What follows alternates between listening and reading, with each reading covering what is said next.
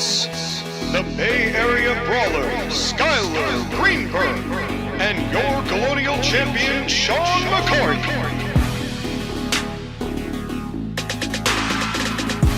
Welcome to the Court Martial Podcast!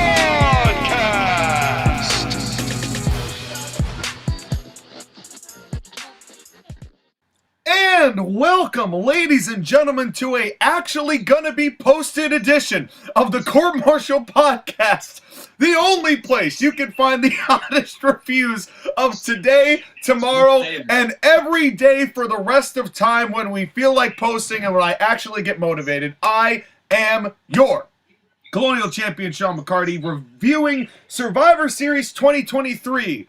And did we survive the night? I don't know, but it was an extremely awesome night of wrestling, and all of those subtle references aside, allow me to introduce my partner in crime, the man of the hour, the man with the power, too sweet to be sour. He is the Bay Area Brawler himself, and a man who is full of gold right now, but let's see if he holds that gold come February when it turns into a silver Lombardi trophy. Skylar Greenberg, how you doing, buddy? Doing good. Here to talk about our favorite WWE tradition here on Thanksgiving, eating turkeys. Where's the gobbledygooker? Well, we're gonna. There was so much good action that we're gonna get gobbledygooking and cooking. And I don't know, is Hector still alive? No, he just went to Impact. Well, okay. All right. That was a good show. That was a really good show, Sky. And before we continue, we got to introduce man number 3, the master of the simulcast, the spellcaster of simulcaster, Josh again. How you doing, my friend? You also forgot to mention the editor of the Court Martial Podcast himself. Welcome, everyone, to the TAP. We, like Sean said, are reviewing Survivor Series WarGames 2023. I'm very excited to talk about the show. And if anyone else is going to gobble some gook around here, it's going to be me. Well, I've got my gook gobbler ready. That's right. Well, do you have your Pepsi ready? Well, no, I actually had a Monster right before that. Yeah, well, we're going to get to at least what one happens of those if you drink beverages. Monster and Pepsi at the same time? Your taste buds revolt, and you end up vomiting, and you die. Now, you just get, like, super paranoid. Like, anytime I've ever had like a Monster and then had like more soda or like a sugar rush on top of it, it's just made me like way over the top jittery. Like, I can handle a Monster, right? I can handle that one alone, fine. Correct. I can do that. You can handle the blue Monster. No, I can handle the green Monster. I just don't like the green Monster. Because you're wrong. It's because I'm sophisticated and refined, young toddler who is editing this show. And speaking of mixing things, have you ever tried sweet tea and Pepsi together, or as I call it, teepsy? Well, that sounds disgusting. It's actually not that bad. It's funny. I only started really drinking sweet tea after that episode of The Magnation.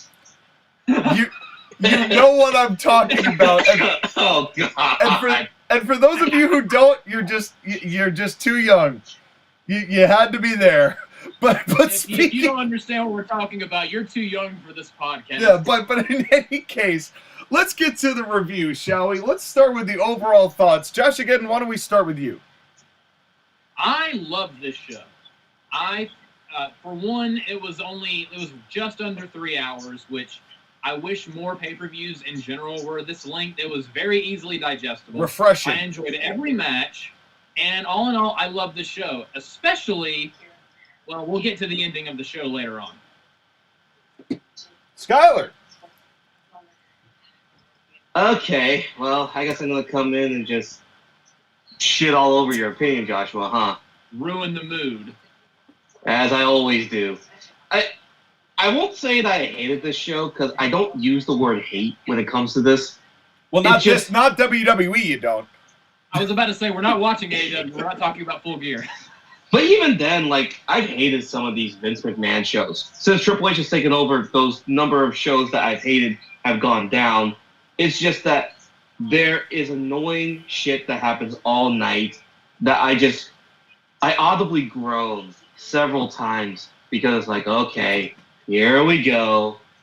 It's just annoying because they know better, but they keep doing it because they know they're going to get a reaction.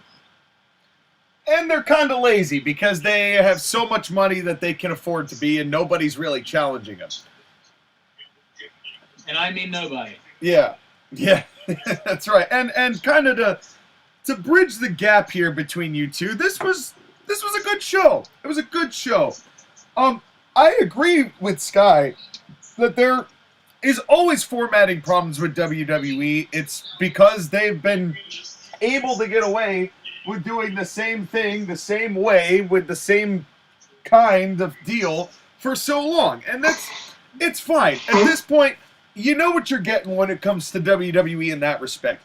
I will say that it was less this night than it has been, and this might have been downright one of the most tolerable Survivor Series I can recall since the one that had AJ Styles and Brock main evented. That was a pretty good show. I remember that one was really good. What was that, 2017, 2018? It was 2017 because that was right on the heels of Jinder Mahal when AJ Styles entered the gender. Yeah, and then they realized we cannot have Brock and Jinder Mahal. No, I think Brock was like, we cannot have Brock versus Mahal. You know what? Given Brock's track record, you're probably right about that. But this was a really fun show. I did do a skip, but I went back. But honestly, nothing to the point that Skylar made about ever since Vince has no longer been really painfully in the picture, we have not gotten a show where there's been really remarkably offensively bad stuff on it. I agree. It's been a lot tamer in that respect. And as a result, even the bad shows in WWE are good shows, and this was a good show. I still wish that we didn't have to have 2 WarGames and we could have just varied it up to having, as we'll mention here I'm sure in a second, a traditional Survivor Series and then a WarGames instead of 2 WarGames. But that's a gimmick pay-per-view problem. On that point, I agree very much. You know, but that's not to take away from this. It's not to take away from this opening match, because this opening match had some really fun moments and moments that were so absolutely ridiculous that it just got to borderline absurd. Match, though, can we just? I want to do a petition. Can we just have Ozzy Osbourne do War Pigs every single year for Survivor Series? Okay, on that, I like the song, but I kind of wish they got a different, like, heavy metal or just a rock song or something. I don't want the same thing every year. I don't like that. If they had done this like 2 years after the fact, I wouldn't have minded it. It's just the fact that it was consecutive years that made me go, okay. I mean, you got the rights for Ozzy Osbourne, so, I mean, use it. I'm not blaming them for it. I'm sure they're getting lots of money for it. And it's better than any of the generic rock music that we normally get for pay-per-view songs. It's not even generic rock. It's generic pop, and it makes me want to die. Yeah, I'll take, or that little Uzi Vert song at WrestleMania that was just my verse is really bad. And all right, calm down, Bad Bunny. And it's also a lot better than Hardy that we had at the Rumble. Exactly. Plus, the other thing too is that when's the last time that you heard Ozzy Osbourne on the radio? I have my own petition. Bring Bad Omen. Have Bad Omens open a wrestling show. That'd be fantastic. Well, nobody would even know who Bad Omens are. Shut the fuck up, Skylar. Yes, they do. They're like the best band in the world right now. Thus saith me. And they won an award. Thus saith you and the 10 people in your basement. None of them are in my basement of their own volition. It's all coercion. But continue. Anyway. Well, as the authorities are using the Patriot Act to figure out whether they need a warrant in South Carolina, we start with the women's match. And you know what? The first thing I wrote to Joshua's point about using it again, before I even make this joke, are either of you familiar with the movie Goldmember? Yes. Have you seen it? No. Yes. Okay, I knew that'd get a no from Josh again, but okay, it's gonna land here. as soon as I heard they were reusing it, I said, I was like, this reused great song is fucking boobs. They're using the same fucking song as they did the last pay-per-view. So you're absolutely right. Yeah, so that was it. So I just decided to use an Ozzy Osbourne reference from Goldmember to criticize the fact that they used Ozzy Osbourne a second year in a row. Did you watch the old James Bond movies? They're fun. Goldmember is a nickname that I gave my penis. Yeah, that's basically the idea of the whole movie. So that's you think that was an original joke, but you're like 20 years behind the curve, buddy. I'm used to watch the original James Bond and then go watch the Austin Powers movies. Maybe on the first. I'm not interested on the second. Yeah, you'd like them more than you think. You would love Austin Powers. You would like Austin Powers more than you think. It is kind of your humor. Like Joshua, you basically are a British accent and a sexual libido away from being Austin Powers. So I'm an American virgin Austin Powers. Kinda. Would that make me Austin Powerless? Well, I don't know. It makes you Austin Theory. Who is nowhere to be found on this night. Let's talk about the match. Yeah, well, hey, let's not all get ruffled. This match has been sponsored by. That really. You know what? I don't know what was worse, the Ruffles or the Slim Jims. What annoyed me about the Ruffles? At least the Slim Jims had fire everywhere, and it looked kind of cool. Not just blue and white and ruffled. Hey, this was everybody's road trip snacks pay-per-view, so let's just do. We got Slim Jims, we got Ruffles, the Mountain Dew. You know, literally, they propped them up on the table for the welcome. It's like that was stupid. That was like, and I thought for sure somebody was going to go over and eat one of those bags in the middle of a match. It wasn't just propped up on the table. It was propped up behind the visor to where the announcers would. There's no way they're reaching over that just to get the Ruffles. Yeah, no. It wasn't like in their lap with the Mountain Dew. And then we get the sirens, and as soon as I heard the sirens, I said, "Holler if you hear me." But there was no Scott Steiner on this night, and that would have been the return of all returns. But how happy were you, gentlemen, as they introduced these women, that before they brought a single woman out, we got rules? I was cool with that. Although I didn't really think it was necessary for the main event because they showed it to us. But then again, we'll talk about this in a second, but the fans in Chicago are pretty stupid, so they probably needed to be reminded. Yes. That I definitely believe. But it was... I mean, it's the same thing as like the Rumble where they explain before the match the rules of the match, which I appreciate because, again, it gives me some semblance of, okay, these are the standards that you're setting. Let's see how WWE abuses it. Well, it's certainly better than when Ronda and Shayna had their MMA fight and they just had the ref explain it into the hard cam for everybody, like right as it was about to take place. Which just further added to the cult classic style that match has become in my eyes.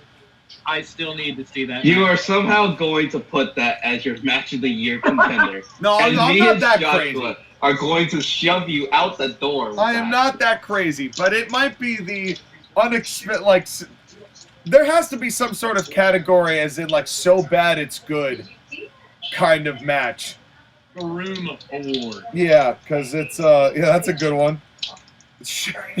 But in any case, let me ask you guys a question. So when WarGames was invented, the whole idea of the advantage was that the heels would have the advantage so the baby faces would fight back against it, right? Yep. Now I know that in this situation, like the reason they were trying to tell the story they were telling, I get why they did it, but does it make any sense to give the baby faces the advantage?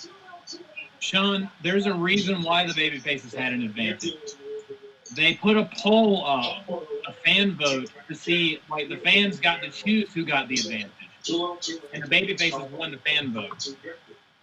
What, baby faces win a fan vote? How could that possibly have happened? I know, right? What?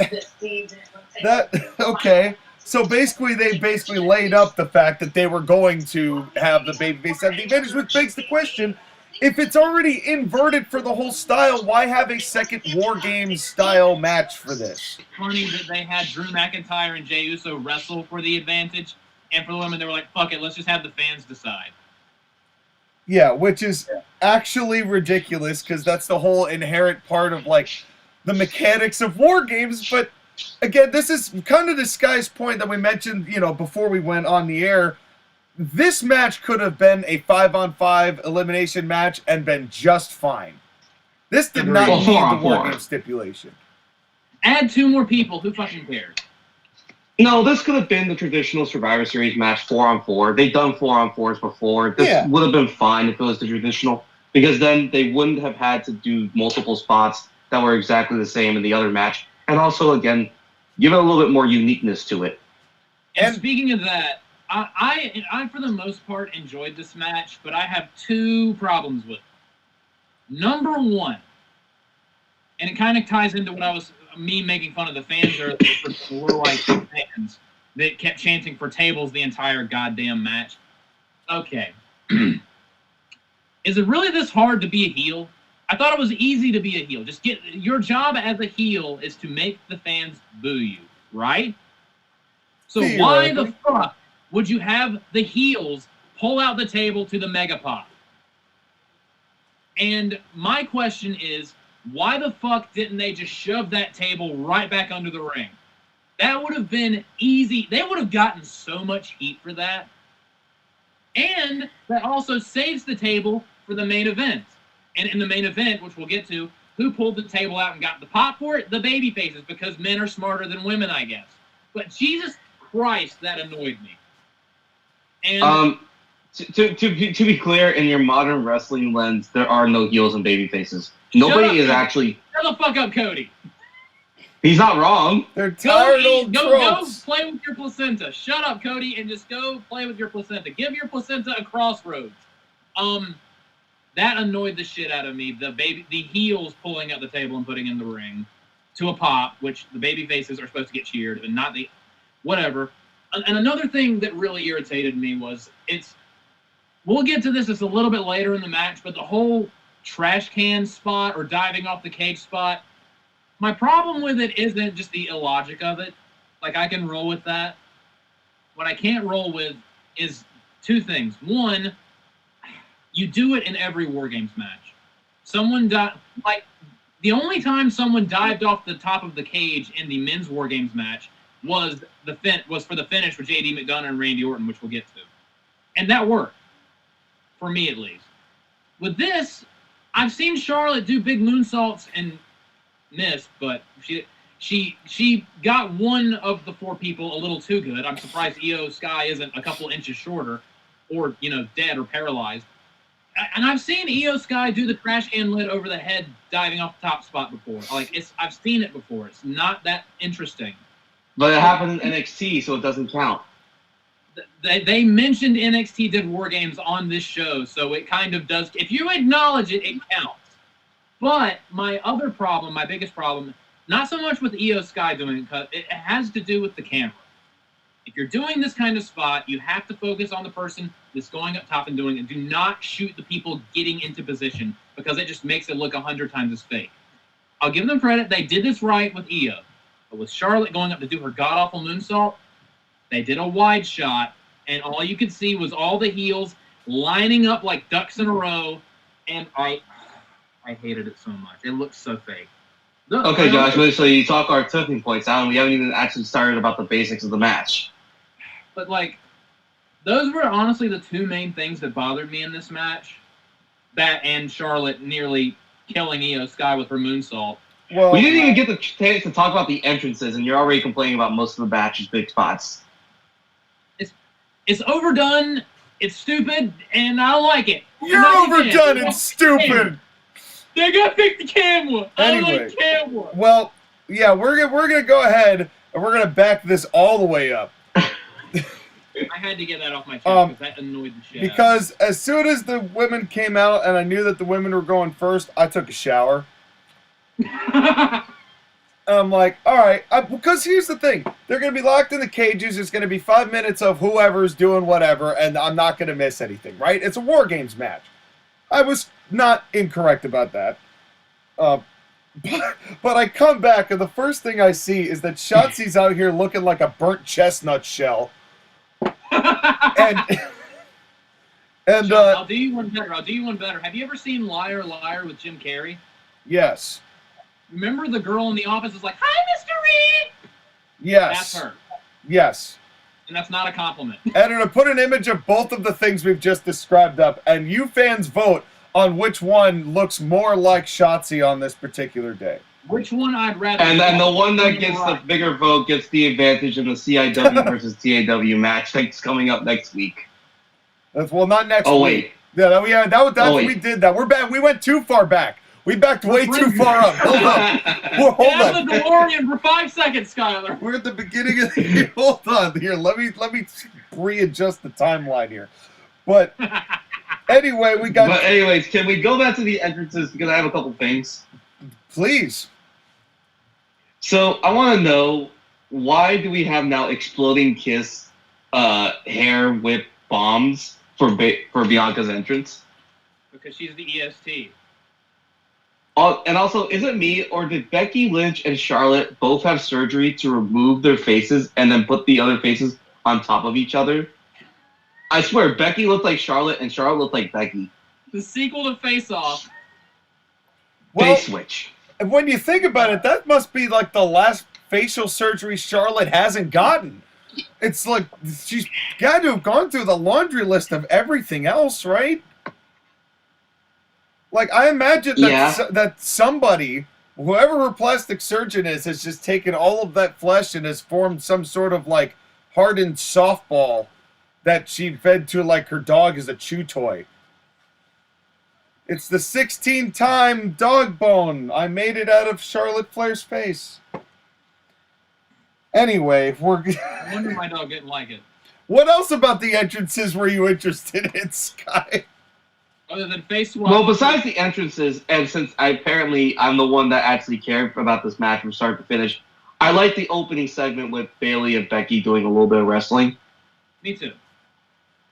I'm sure that was nice. I mean, granted, it was nice for 2 or 3 minutes until Dakota Kai shoved a kendo stick through the railing to hit Becky in a not very convincing way. Yeah, I disagree. I actually really like that because, again, as we mentioned, it's stupid to give the babyfaces the advantage. This turned the advantage back to the heels so the heels could use weapons to basically reorient the momentum of the match. I liked that, although they didn't really keep it the entire way. But for a little bit, I didn't mind that. Well, and I did like that Dakota tried to just stick it right through into Becky's spine. That made me chuckle. I don't mind Dakota Kai getting involved while she's on the outside. I just really hate kendo sticks. I wish that Tommy Dreamer had never introduced those to the WWE. I really do. I wish that it stayed in ECW and remained in ECW because it has no meaning anymore to have them there. What's the point of having them there? What does that have to do with wrestling? Chairs, I get. You sit in them. Tables, you sit at them. Ladders, that bulb blows out. You got to fix the light bulb. Like, all of that makes sense. What realistic reason is there to have a kendo stick in a wrestling match or in a wrestling arena other than it's something to hit somebody with, which makes a funny noise and makes the crowd go, wee? Because lead pipes are not usable, I guess, question mark. They literally used one in the main event, Skyler. No, that was not a lead pipe. Get the fuck out of here with that. No, that was a baton. That was a cheerleading baton. No, not that. What Sami Zayn ripped off the wall. Oh, that. Okay, sorry. I thought you were talking about Damian Priest's little twirly-whirly there. I legit thought that was a blade at first, and I was like, hold up, and then, it was a baton. Yeah. It starts slicing people. But anyways, back to the women. Yeah. Well, Shotzi Blackheart gets in, and everything she does still sucks. Yep. By the way, did you guys see her promo on SmackDown? No, and I will not watch it. Jesus Christ Almighty.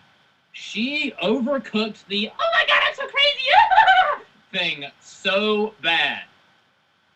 I have not cringed that hard in a long ass time. Like, if you put some coal up my anus and showed me that, you would have had a diamond immediately. It was that bad.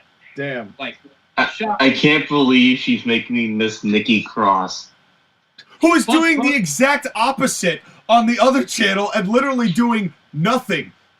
And I hope Nikki Cross continues to do nothing because she's good at doing nothing. Yeah, she just literally blank staring there. Well, then we get dual wield Bianca Belair, and I want somebody, I challenge somebody. You want to challenge Mr. Editor, because I'm pretty sure these are really close to the same BPM. I want you to time Bianca's bouncing and her dancing here when she does her hair things to Duel of the Fates. Hi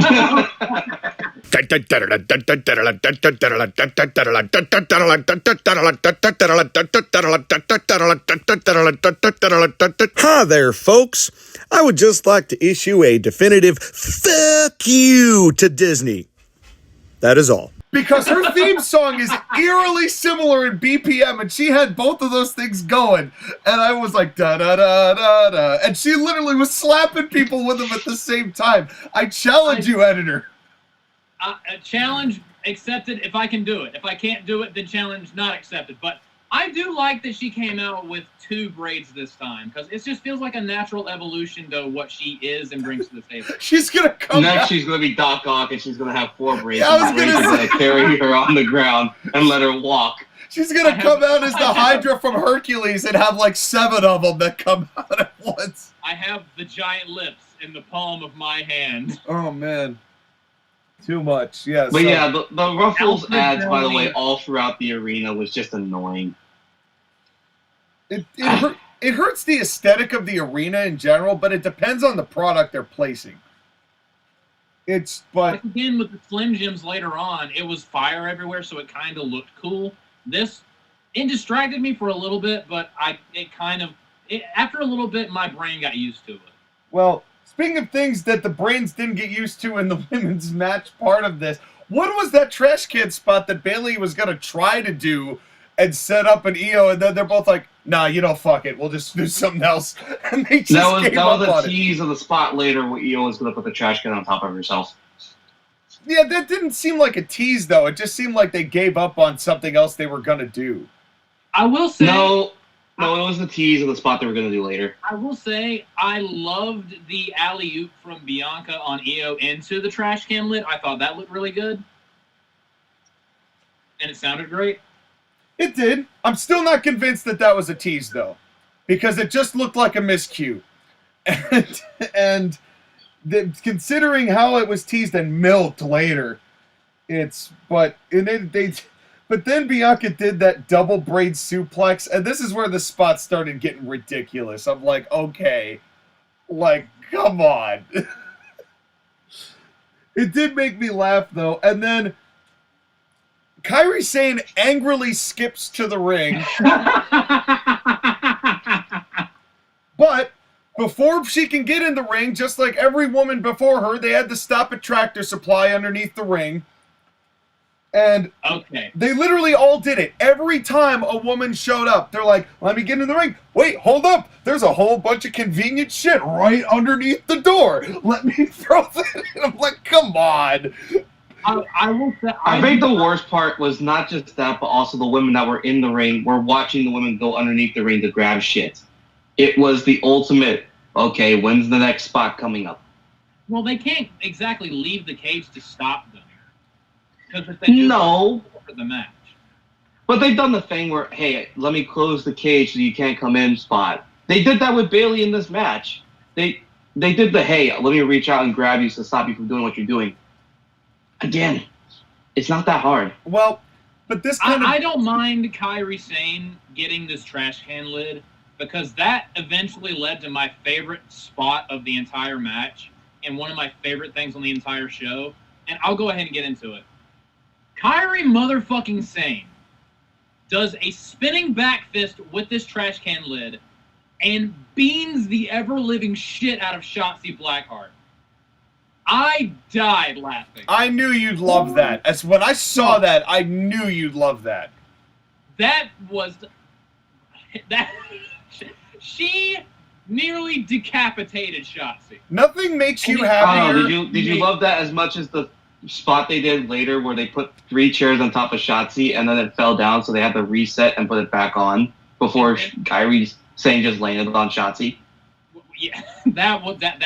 Well, to be fair to Shotzi, she didn't exactly want to, die, but still, then why even do the spot in the first place? That was rough. And Yeah. the elbow didn't connect on any of the chairs, and it was just kind of goofy.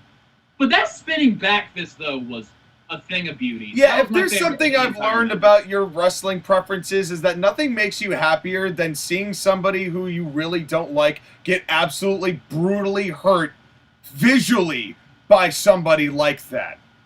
Because it allows me to live vicariously through another human being, because I wish I could have done that. Like, if you didn't I'm like... sensing a lot of tension here, possibly sexual, between you and your brother, Joshua. Are you sure you're okay?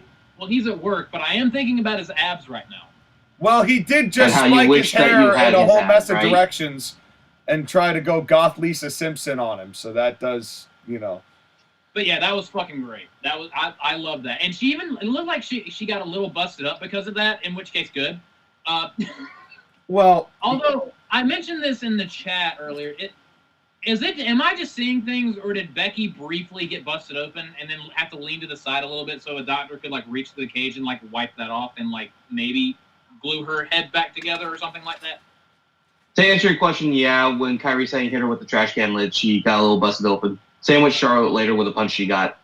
Okay. yeah, I didn't see that part because, namely, I was kind of getting annoyed for the whole thing. Well, I guess with all those elbows and the elbow drops that they gave the Shotzi, and she literally just laid there like a dead bug. Like, literally just laid there, not a single cell. She just got maybe one of the best elbow drops of the entire match that I've seen, and she literally just lays there going, oh. Well, wasn't it the I'm dead cell? No, but she wasn't. She was literally just the I'm not moving. Like, you could sell better than I'm dead. There was just nothing. She didn't pop back up. And by the way, you gotta give them something. That I felt like was just, you leave your opponent dead in the water. You're not doing them favors when you don't sell like that. That deserved the look of pain. Especially because you're not dead, because there's 20 more minutes of match to go. Sean, are you in any way suggesting that Shotzi's not very good at her job? I think all of these women honestly need to sell better, to tell you the truth. If I'm being honest, I started, the selling kind of got a lot less pronounced, let's say, as this Would it match make went you on. feel better if Kairi Sane did that insane back fist with the trash can lid to every member of the female roster except for Rhea Ripley? Not really. I mean, Okay, made me happy. I mean, The women just need to get better at their jobs. that would be a good one. That I'd appreciate. Agree. But that The other thing, too, though, is that, besides Shotzi Blackheart, the other 7 women in this match, at least at one point or another, we've all enjoyed their work at some point. mostly. Is somebody And that's peeing kind of the thing, again? is that, that's what kind of made this match better. I will give credit, Joshua, where the match did right. They had, besides Shotzi, at least the better half of their women's division in this match. There wasn't a Raquel Rodriguez. There wasn't a Nia Jax, thank God. Thank There Thank wasn't God. There wasn't the lower tier women like Natalya or Nikki Cross or any of the other bozos that populate that women's division. That don't stand a shot at ever winning. Bozo. That is the perfect way to describe so many of the people in the women's roster in WWE. Yeah. Just a bunch of bozos. Yeah. And speaking of bozo things, we've talked a couple times about the rule that they, if you leave the ring, it's forfeiting for the team. But, I thought about the original WarGames, and I'm like, well, if you don't want people leaving the ring, put a damn lid on it. But then we can't do cool moonsaults. You and can't stuff do that cool, we yeah, did you don't get the before. cool shots, and you don't get the cool spots. I know. I know. Life sucks, Cool doesn't props it? that we've done to death over and over and over Yeah. again. Also, that's the WWE cage match style where they don't have roofs on their cages. I know. I'm just saying. But anyway, one thing But I it does noticed. feel like at some point we're gonna get a point where somebody is going to leave the cage because they don't want they turn heel or whatever during the middle of the match. Yeah, people are not gonna like a non-finished WarGames, I feel. But they're gonna If do it's it. the right heel turn, they'll do it. Yeah, I guess. It would have to make sense. Well, which is statistically their hitbox has improved of late on that.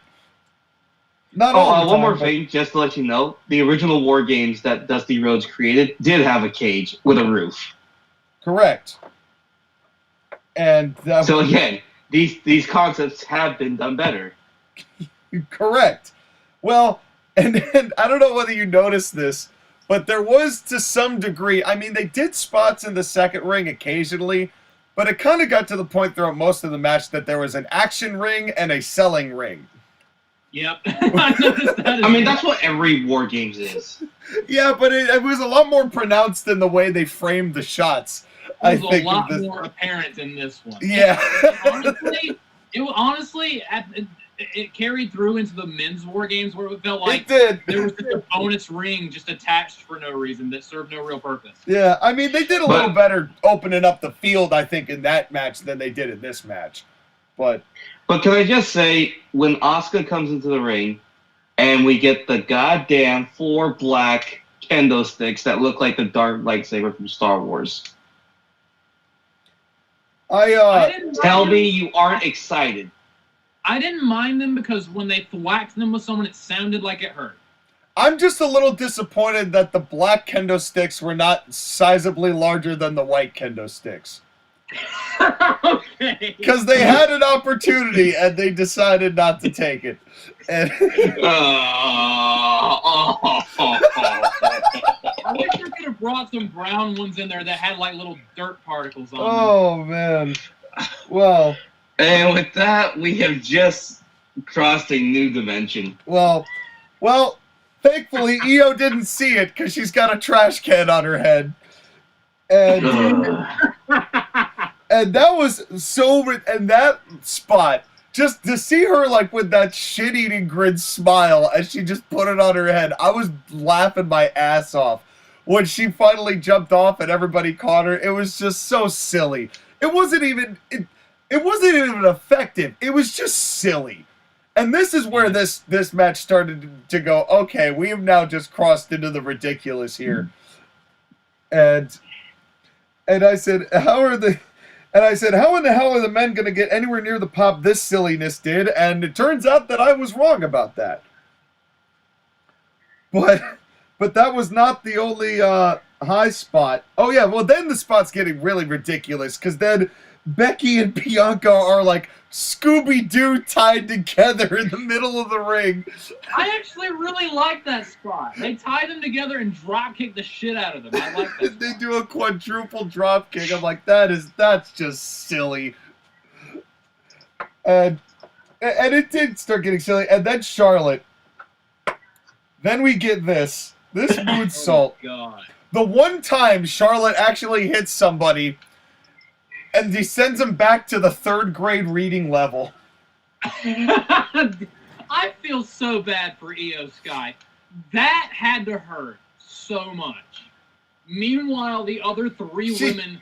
She like, would have been okay if she had still been wearing the trash can. That would have blocked her fall, but unfortunately she took it off. I mean, the second Becky and Bianca did the double power bomb on top of the 2 other women, and we saw Charlotte on the top rope, I knew what was coming before she even started climbing it. I know that the moonsault is her thing. I wish she just did a crossbody. Me too. And it would be easier for her to not almost commit woman slaughter. Well, Like, she didn't even touch Asuka, and Kairi saying she kind of lands on Bayley, and Io just gets the full front of it right to her fucking forehead. well, Yep. what scared me is that she was going to miss everybody. And I was like, oh God, please don't miss everybody. And then when she did hit somebody, I'm like, yeah, oh no. I wish you missed everyone. Yeah, it's like it might have been better if you just missed. And now, like, okay, can we have? I got what I wanted, and I don't like it. Can we have a miniature debate for a second? Okay. What is the purpose of the moonsault? Like, what are you supposed to do when you do the moonsault? Land directly on their forehead and kill them.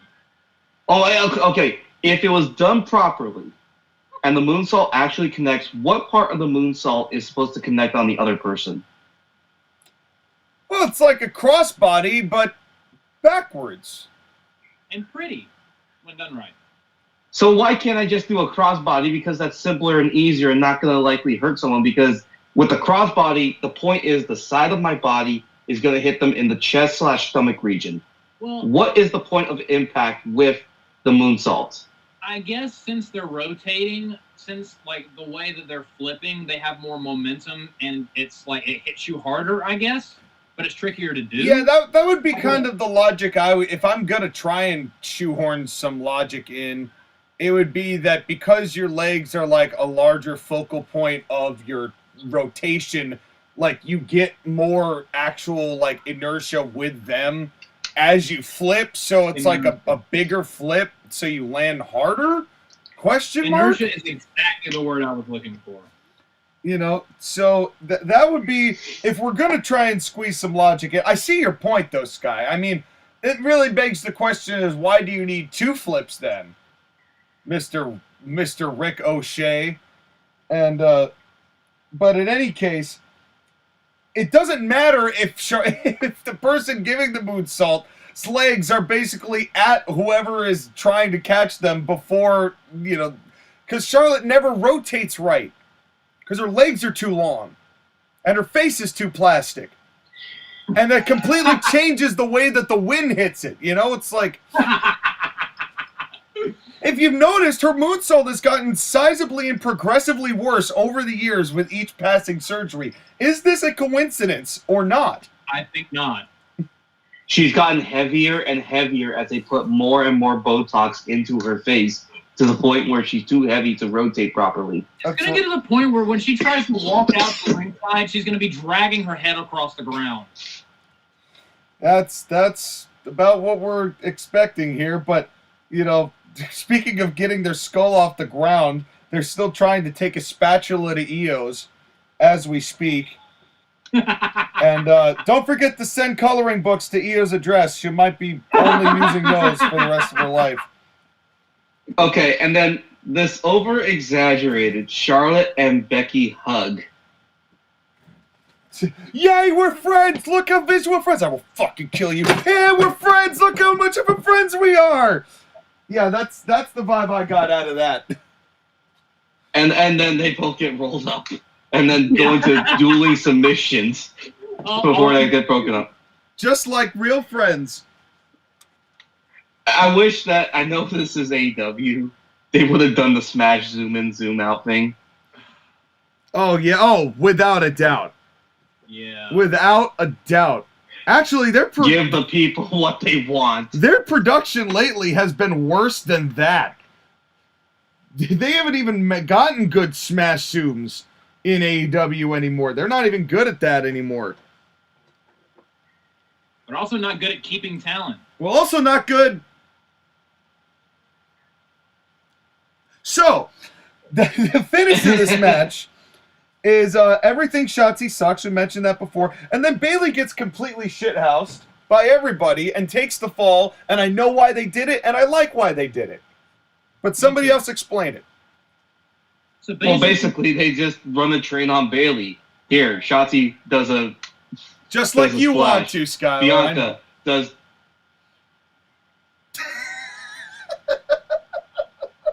Listen, I know people from San Jose have been getting their asses kicked for the last 2 months. Listen. I'm not enjoying it any more than you think I am. Listen. I'm just enjoying using running a train as a description. Yeah, I was going to say, that's what Skylar wants with Bayley. You know, hey, I understand. I've got Rhea. You've got Bayley. I understand. And they even brought those big black sticks in the ring to do it.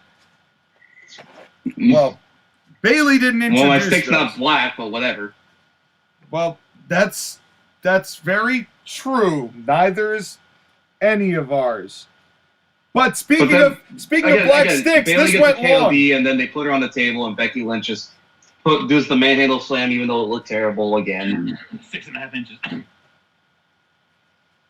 Good for you. But anyway, the point is that they beat Bailey. That pause. I feel like this is gonna lead to like the Japanese women kicking out Bailey of the stable, and then just whatever.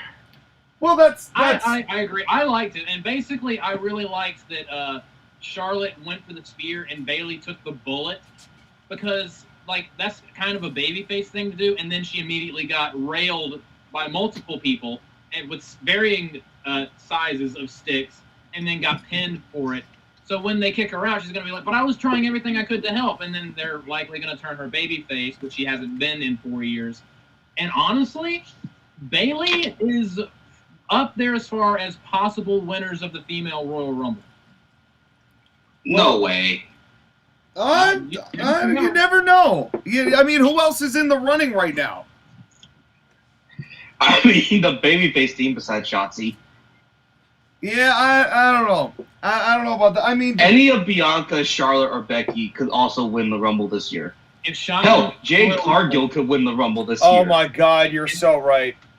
If Shotzi wins the Royal Rumble, I'll retire. No, that's the thing is Jade No, Cargill but Jade could win very the Rumble well this could. year. But don't That you may think be they're why going to they're do keeping her Jade and off camera. Charlotte They first? have her debut at the Rumble and they have her win that match.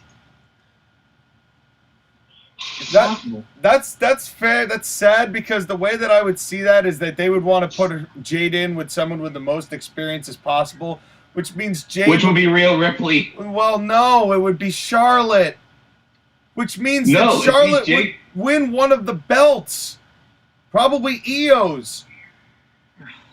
That's probably Unless they have Jade Cargill go up against Rhea. they want. No, I don't think they'd do that. I don't think they'd do that. The match for Mania is probably going to be Rhea and Becky. Yeah. It could also be Rhea and Bianca because they have not had their match at WrestleMania yet. And they still believe very much in Bianca Belair. You could tell that. You could tell they still very much are invested in her and her babyface John Cena capabilities. So I wouldn't be surprised if that's the match we end up with come hell or high water, which is a match I'm all for and will soften the blow of having Charlotte versus Jade be the other women's championship match. But hey, one thing I will say, at least there are a lot of different avenues they could take, and we're not quite clear on what they're going to do. Which And is that's how good. exactly how it should be come Rumble season. I agree. And it seems like for every competitor that seems like they have a chance, nobody stands a chance against our next man in this match. It is the... Hold on, are we not going to talk about the backstage segment involving the Ruffles and the Alpha Academy and Pretty Deadly?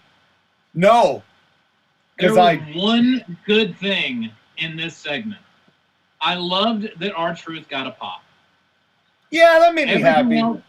That made me happy. Everything else was hot, flaming garbage. Next. Emphasis Well, on the that's the thing flaming. is that this was the comedy segment in between the match while they were cleaning up the remains of Io Sky's concussion. But it would... Comedy's supposed to be funny. I don't know if they are. I think they're kind of half-bred to be cringe. Like, it's the same thing with what happened with the New Day later. It's like, I don't think that was meant to be entertaining. I think that was just meant to be time filler. So if it just is, go out there and just be dumb and plug the product. Cool? Cool. Great. Right, and then they do the segment after the commercial where Jey Uso and Sami Zayn are talking and Randy Orton isn't there yet, and you can hear the CM Punk chants.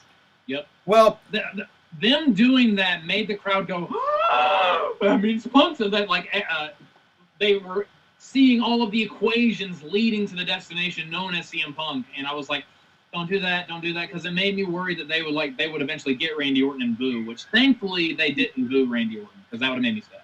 Well, I think that the way that they made the through line through these backstage segments really helped their case.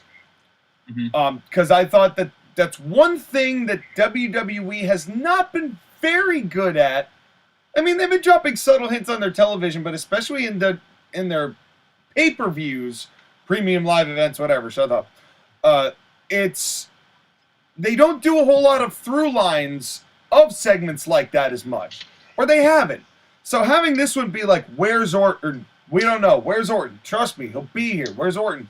Don't worry about it. We got it. I loved, that was the kind of build-up, teasing the tension with Seth and Cody. I loved all of that.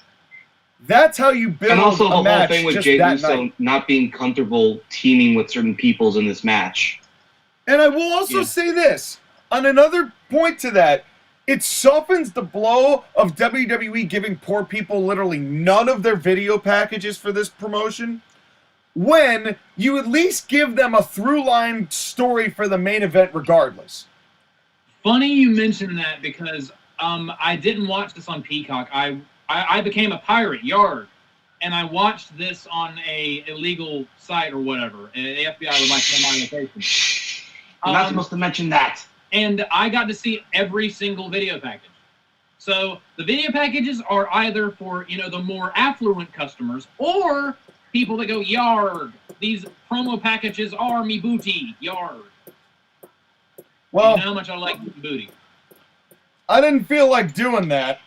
So I just sat there being poor. And instead, I just waited. Pirate picks poor man's booty. I wrote out the commercials, but then we got our Intercontinental Championship match. Hell yeah. It is Tiny Balls versus Gunther.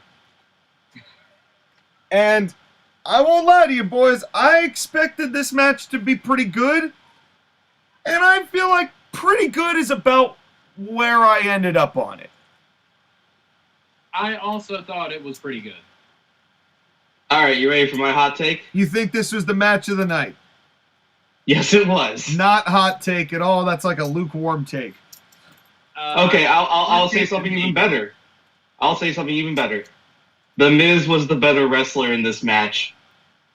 That was my problem with this match, actually. My problem with this match, I liked this match a lot, but they gave Miz way too much offense. This is world beater Gunther we're talking about, and Miz was out there looking like Paul Orndorff. Like, he was going crazy. He hit Gunther with everything but the goddamn kitchen sink. And to be fair, I like the story of Gunther didn't expect Miz to be this aggressive, but he gave Miz so much. It was almost too much It was almost too much offense from the Miz. I don't mind the story of the match. I don't even mind the way that Miz competed in this match. At least recently, I've appreciated Miz more than I used to before. But what is Miz's future as when it pertains to this company that he needs to get more offense in than it feels like people who have been in much larger competitors? Like, Gunther sold a lot for The Miz, but it's just The Miz, and I like the guy, but it's just The Miz. I don't know. Well, here's the thing again, is that nobody in their right mind would believe that The Miz is going to beat Gunther. So in order to sell the idea that The Miz even had a chance, he had to have a lot of offense. And they, again, used the idea that Gunther underestimated The Miz, and The Miz being a lot smarter of a wrestler than we expected. We know The Miz is intelligent. We know that he wrestles a certain way. We also know that he will take shortcuts if he has to in order to win matches. It's just whether or not the people like it when he does it or not. I'm going to counter you with one example. Brock Lesnar versus Daniel Bryan. Because that match, nobody believed Brock would win. They had an injury angle. Bryan did not get very much offense in at all, and that match way over-delivered versus what we were considering. And Bryan took the deliberate shortcuts.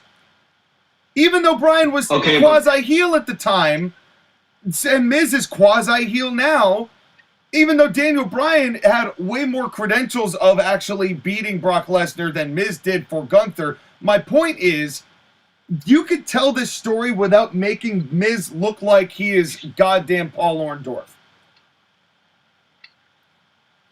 Because I don't think he needed that.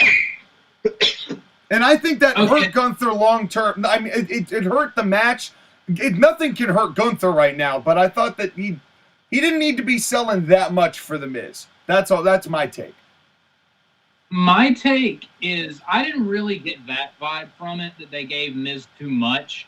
Although, if you're asking me personally, having him in this match is giving him too much. But, I mean, I enjoyed this match. It was not my favorite of the night. But I felt that, like, this was one of Gunther's weaker matches throughout his reign, while at the same time being the best match that Miz has had in a while.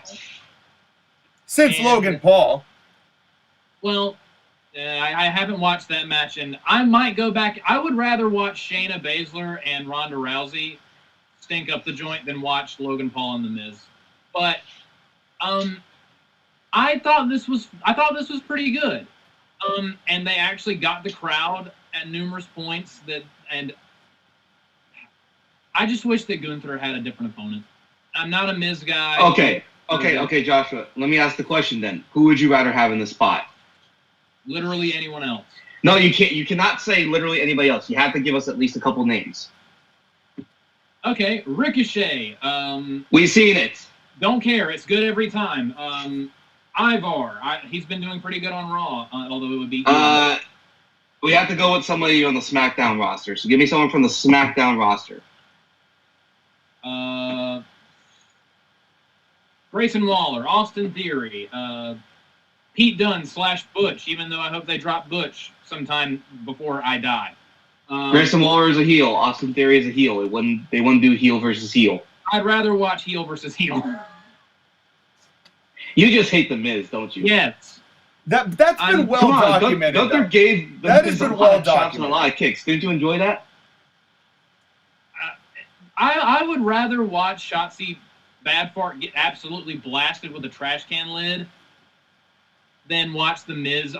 I've seen The Miz for like the entire time I've been a wrestling fan, and I'm just so tired. He had a good night. I won't say that he sucked and he ruined the match and I hate him and I wish he would die. I'm not saying that. And this was a good match, and he did his part. I didn't really get the sense that they gave him too much. That didn't bother me. I just wish that Gunther wrestled someone else. I wish that this match happened on Raw. And okay, here's one. I wish that they had this. They had Gunther versus Chad Gable instead of this. We've seen it. The thing is, and it was fantastic. The thing is, I like them fantastic matches. Sorry. My thing is this. It's with The Miz. There's been some of the worst of WWE's programming involving The Miz over the past decade. That's another one of my problems. However, these past 2 years or so, save for when Shane McMahon blows his quad, but to the hilarity of literally everybody watching. Or when Miz got eaten by zombies. But that was I would say the last 2 years. That was 2 years ago. Basically, ever since they left the Thunderdome, whatever. Yes. His work has, ever since losing the WWE Championship that he never should have had against Drew McIntyre, but ever since then, he has become a lot less of it. Actually, since Tiny Balls, basically, it's changed my view of him because he's taken that and made it into something. Made it into something. The fact that he and Logan Paul had the match that they did, where Miz was leading most of it. You could tell Miz was leading most of it. And it still ended up being very, very good. Surprisingly good. I respect The Miz. Now, does that mean that this was my favorite opponent of Gunther's? No. Does that mean that he was bad in this match? No. You could tell that WWE respects The Miz. You could tell that the company has respect for this guy. And the crowd did get behind him. The double low blow fake finish really had people. Not me, but it really had people. I'm not going to lie. I was very, very worried. Like, I bit my nails a teeny bit on that near fall. For a split second, I was like, no. Yeah, but again, kind of like Sky said, there really wasn't a shot at this. And then the clothesline and the crab, and that was it. But, like, for what this could have been, I'm pretty satisfied. The Miz has put out good work this year, better work than I think people come to understand, and I know that you're going to disagree with this, Josh Ageddon, but if it comes down gun to my head, Miz or Grayson Waller, I'm taking the Miz. There's nothing Grayson Waller's done for me, that makes me want to see him or think he is actually endearing in any way, or could work the kind of match that Miz just did with Gunther. And to me, Grayson Waller is kind of a Gen Z wrestler. He's the modern wrestler that's annoying, cocky, over the top, that everybody hates. And not in a good way. Well, my thing is, I haven't seen any of his matches, so I don't know whether he's any good or not when it comes to that. But all of his segments have just been bad for me. Real quick. My favorite thing about this entire match, though, was the finish. I really, really like the finish of this match because they even kind of set it up before the match. I was very surprised that we got a Chris Jericho reference on this show. Because I've been watching a lot more WWE program than either of you. Like, I've been watching Raw, I've been watching SmackDown. Whenever they bring up the Intercontinental title, they conveniently just leave out Chris Jericho a little bit. So I was very surprised that they mentioned him. And of course, The Miz, the reason why they brought it up was if Miz won this match, he would have tied Chris Jericho with 9 Intercontinental title rings. How did Gunther retain the title and keep Miz from doing that? With the Walls of Jericho. And I loved that. That was so perfect. Yeah, no, and also, it's the first submission victory that Gunther's gotten in a while, so it's nice to kind of switch that up a little bit. Which is the perfect thing with Gunther. You never know what he's going to beat somebody with. Exactly. It's one of my favorite things about this dude. Seriously. And I still think, though, at the bottom line, and maybe you would not have disliked this, or you're just going to dislike The Miz in general, but if Miz got a little less in this, I don't think it would have hurt the match, or it would have hurt Miz's deal. I think it was too much at the beginning. They could have done a deal where Gunther just beats the tar out of the Miz and they give Miz hope spots. Yeah, I mean, I don't mind him being aggressive at the very beginning either. It's just that offense never stopped. Right? It kept going and it kept going, and Gunther never really got a proper shutdown of the Miz. And I think that was maybe my problem with it. And therefore it felt like it was so much more offense as a result than maybe it was. It was just, to me, it was a good match. Everything Gunther touches is goddamn gold.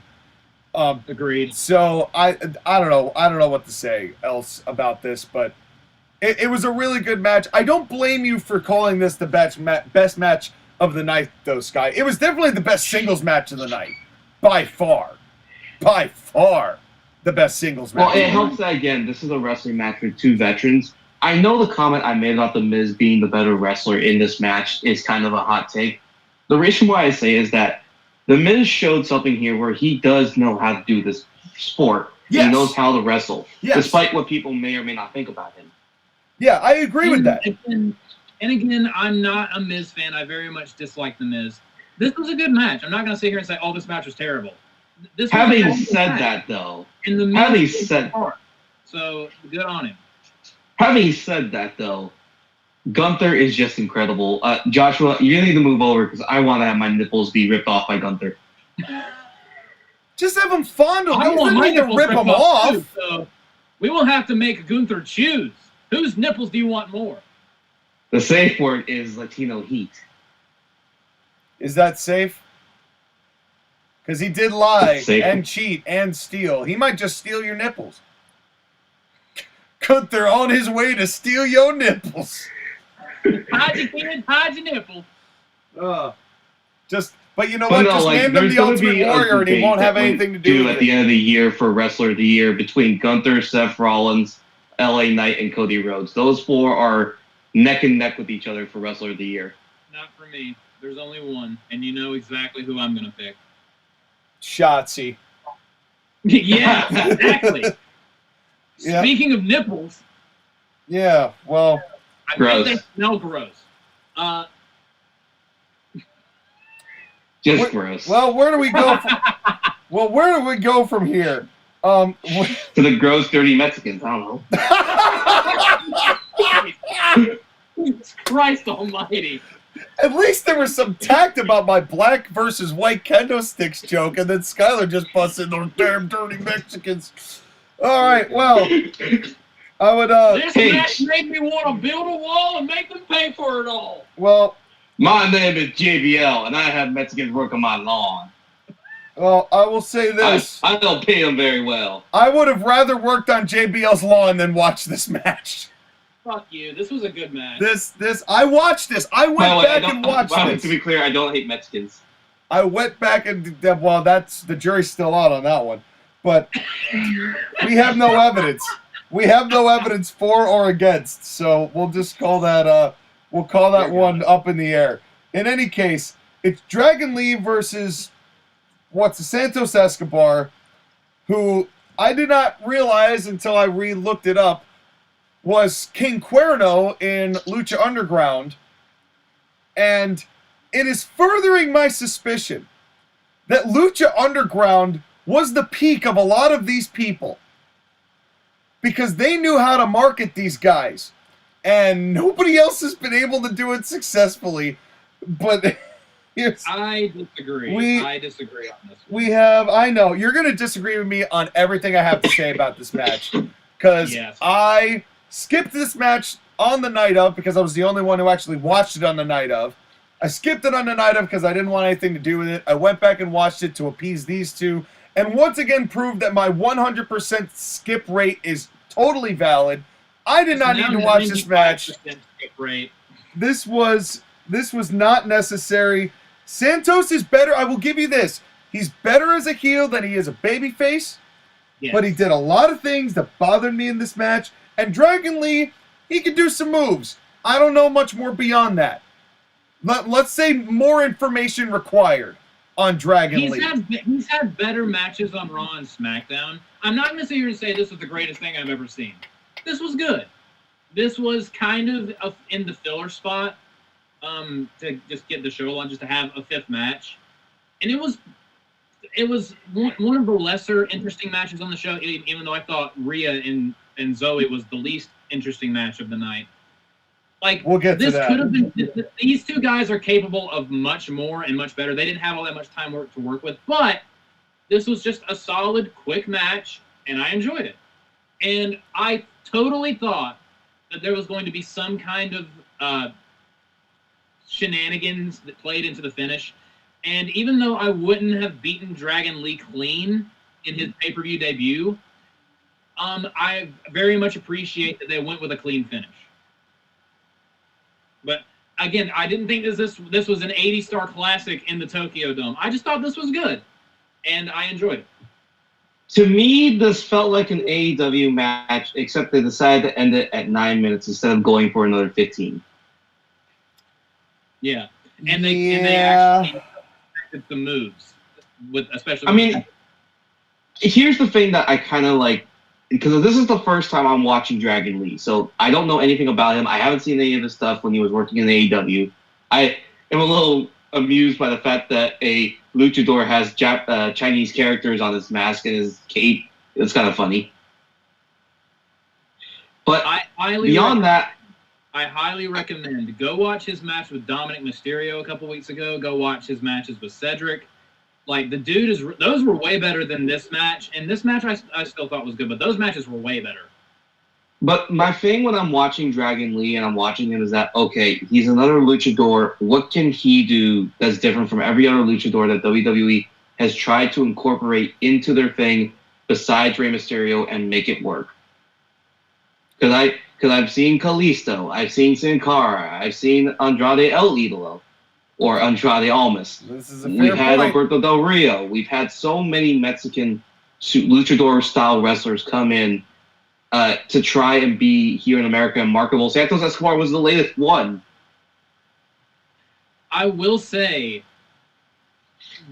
Angel Garza, just to throw another name onto that list. I will say they absolutely need to stop associating every single Mexican wrestler with Rey Mysterio in some way or other. Like, have them be like a mentor or a tag team partner or an opponent. They've got to stop doing that, because then you're going to make immediately everyone think, But it's just another Rey Mysterio wannabe. Like, I like Dragon Lee, but they have got to stop associating him with Rey Mysterio. They've got to stop doing that with everybody. I love Rey Mysterio, but there's a part of me that can't wait till he retires so he's less involved. So he can let these other luchador wrestlers actually be other luchadors. Well, the tough thing is they're always going to be in Rey's shadow because Rey was that transformative a luchador, which is why I know that it's two different worlds, but I have had the thought, who has long-term longevity been bigger for professional wrestling? El Santo in his area or Rey Mysterio globally? And I think Rey Mysterio might be the greatest luchador ever to do it for just how transcendent he has been for as long as he's been transcendent. And there's a big difference between being a legend in one place and being a legend globally. There's a big difference. I mean, not to take anything away from El Santo, because his name gets a pop to this day. But I truly believe Rey Mysterio's name will be that same way. Is that everybody's going to know who Rey Mysterio is and was. It's an interesting debate for another time. Here are my problems with this match. I have 3 notes, and they all ended up having to be about Santos. And, well, it's kind of ironic because until Santos turned heel, Josh again was going, this dude sucks complete ass. And then He did. The best thing to ever happen to him was turning him heel. Well, a lot of the problems that I have had with him were, for the most part, not present in this match. There were, like, the dude still struggles when it comes to selling, but since he's a heel, he's not in the position to sell as often, which for him is a good thing because he sucks at it. Well, my bigger problem is that everything he does to set up takes forever to set up. He is, for some reason, he's just kind of immobile. He did that well, first of all, he's literally talking to Dragon Lee, walking over, going, hey, I'm going to stick your leg into the steel thing now. You ready? Okay, here we go. And then yells, I'm going to break his leg. Like, we didn't just hear him talking to the camera, telling him, hey, just stick your leg in there. And he watched John Cena wrestle last month. Yeah, he clearly must have. That was number 1. Then there was this Frankensteiner. They took like 26 seconds to get ready for. They're standing on the rope, and then he split legs it like Orange Cassidy drop kicking 2 people. Where it looks like his legs were open to receive that black kendo stick right where the sun don't shine. And I will say, Dragon Lee landed on his hip. He landed very awkwardly on that run. Yeah. Like, that had to hurt. Like, it was not a flat back bump. It was at an angle, and I was like, oof. It wasn't great. Well, then there's this moment where he throws Dragon Lee into the corner, and he's punching him in the corner, and I shit you not, folks, he literally trotted while looking at Dragon Lee all the way to the other end of the ring. When he's literally got him on the ropes. Then right there he goes, hop-de-hop-de-hop-de-hop, and then goes to run in and charge in. I'm like, why do that? You're right next to him. Shoot him into the other corner and then run your ass after him. Why would you back up to the other end of the ring? It made no sense. And it's just, I appreciate the fact that they are trying with Santos Escobar. But to the same point that Skylar made about, I don't see anything about him that makes him special or different than any other Mexican guy they've been trying to get injected into this roster. I don't see it, and he's not that good. My thing is, you know who he kind of reminds me of a little bit? You know how the original Sin Cara really struggled with the lucha, but Americanized lucha style of lucha? And he was great with the lucha style of lucha, but with American lucha, he really struggled. I feel like Santos is also, like, he injures himself a lot less and doesn't botch as much, but he still has the I'm not used to this style kind of clunkiness to Yeah. it. Oh, definitely. Which makes it weird because he was in Lucha Underground, so he was wrestling in America. Granted, it was a lucha show, but it feels weird to me that we're watching guys who just cannot do the lucha stuff in America. I don't know what it is. I don't even know if And that's kind of like the thing with Rey Mysterio and what makes him so special, is that nobody can do what he does in mixing the lucha with the American wrestling. That is true. Yeah, and part of this, I will say, this wasn't necessarily Santos's fault, but because one of the spots I'm sick of seeing is when somebody gets into the Tree of Woe and they sit there and hold the top rope with both arms, and they're literally looking up at the guy who's about to drop kick their goddamn chest in, and they're holding the rope so they can hold themselves up so they can get drop kicked, going, no, don't do it. Even though if they just dropped down, there's nothing to drop kick. There's nothing to stop. Okay, I both agree and disagree with that, because, again, they took too long with that, to where he was obviously just waiting. I like how brutal it looks, but they need to come up with a way to get to that faster. Well, they used to be able to sell. Well, kind of to your point, Josh, again, about Santos doesn't know how to sell.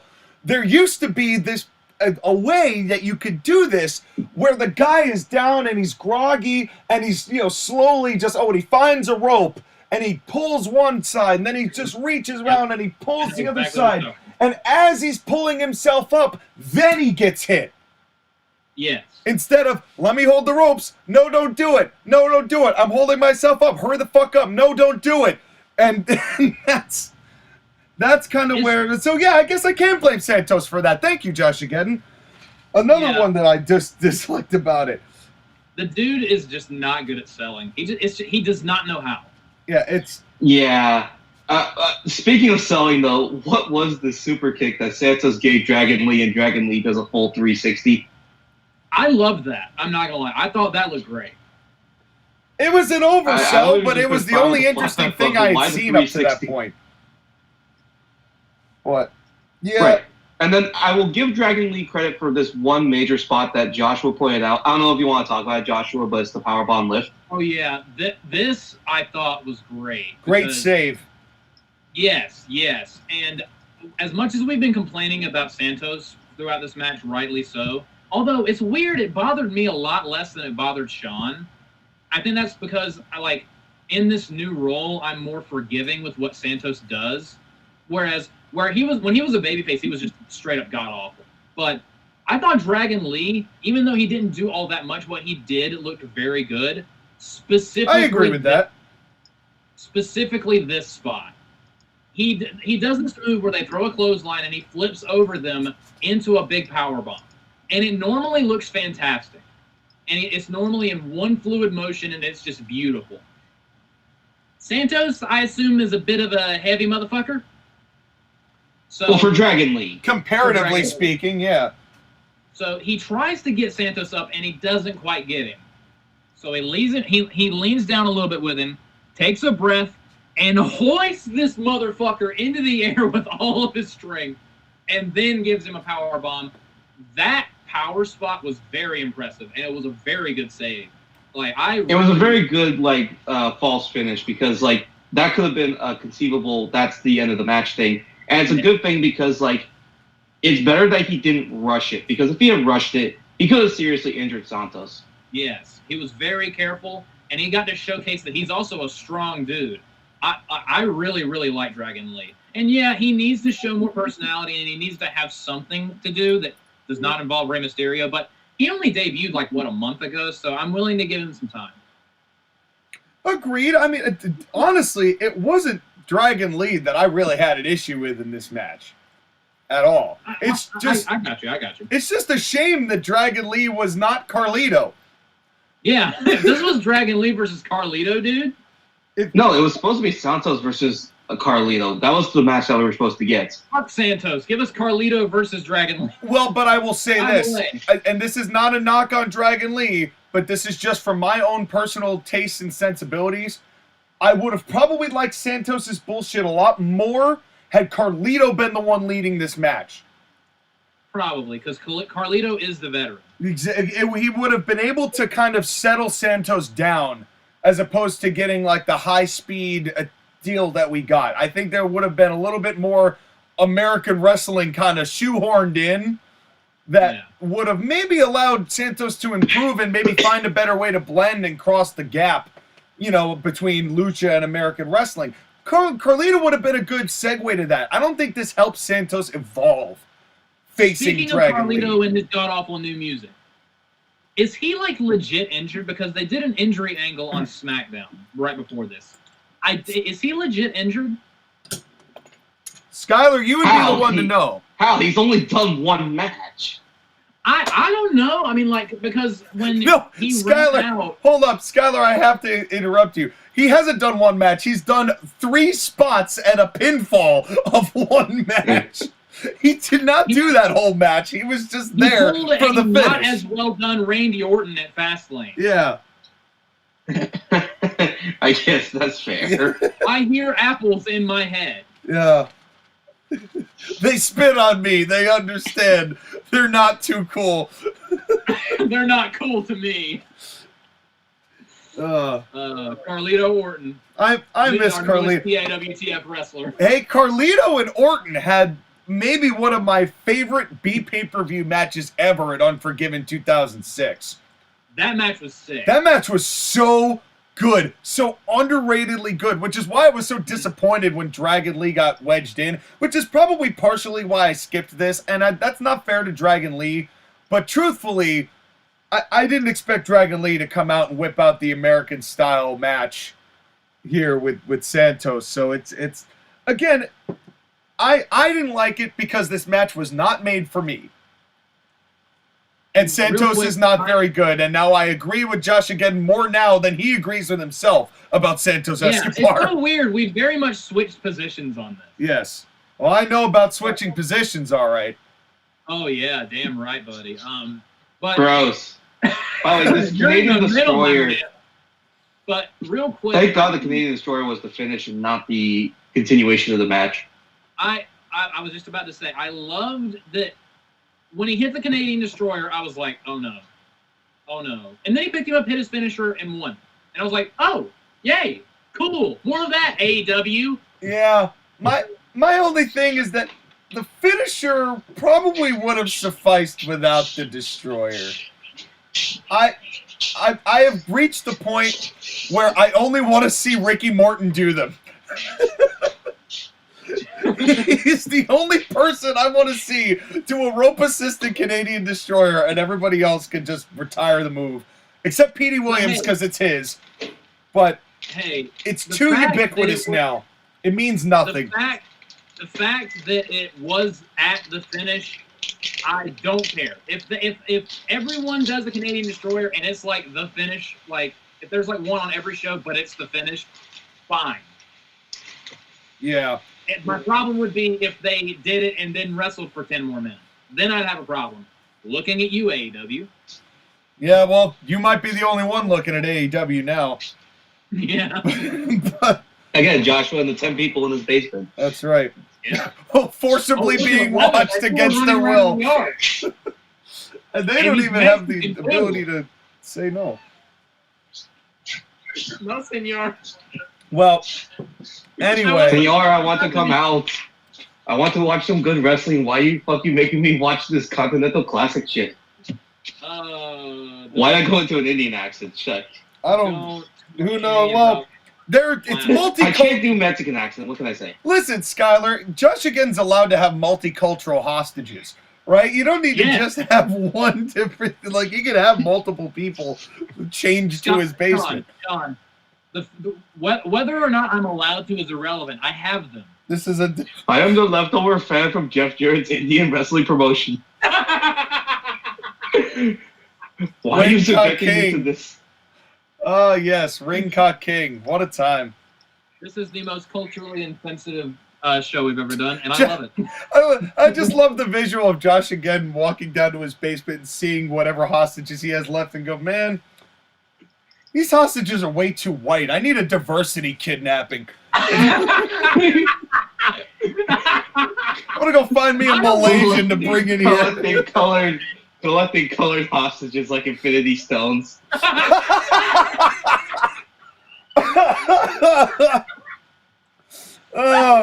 Should have went for the Korean. Snaps his fingers. Oh man. Well. How we doing, everybody? Are you still having a good time? Not getting canceled on X is my end game. Yeah. Oh my God. Yeah. Anyway, Yeah. Well, why don't we move on? I think. dear God. But yeah, we get this backstage segment with the Judgment Day, and they're like, "Oh, look at us! Look at our different T-shirts. You should buy some of them." Well, I will say this. And then we get the New Day in the Slim Jim car, just more chaotic bullshit. Well, speaking of tag team championships, just because the New Day have had a lot of them, whether earned or otherwise, but I have to make a little point here just to bring you fans up to date who are poor like me. If you have never gotten a replica belt from WWE, you'll be happy to know that the replica belts have snaps. The reason I bring this up is, why is it the replica belts have snaps, but for the convenience of television, you have the actual belts have Velcro on them? Specifically to spite you. It must be. I think we now know who we need to add to Joshua's collection of kidnapped people. The belt collector. General Grievous? Makers. Oh, yeah. But in any case, look. Well, here's a match where people went, "Ooda This pow!" basement ain't big enough for the 15 of us. Yeah. Well, in any case, let's move on to our last singles match of the night. It's Rhea Ripley versus Zoe Stark for the Women's World Heavyweight Championship. And I had 4 lines that I wrote for this, maybe the shortest recorded. I actually watched the match and wrote notes ever, because I was watching it and there really wasn't much to say. Yeah. This was fine. It was fine.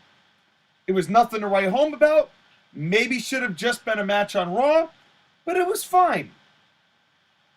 I agree. This was okay. This was my least favorite thing on the show. It wasn't bad. It was just there. And Zoe Stark is never, ever, ever going to get over. She's just Zoe Stark.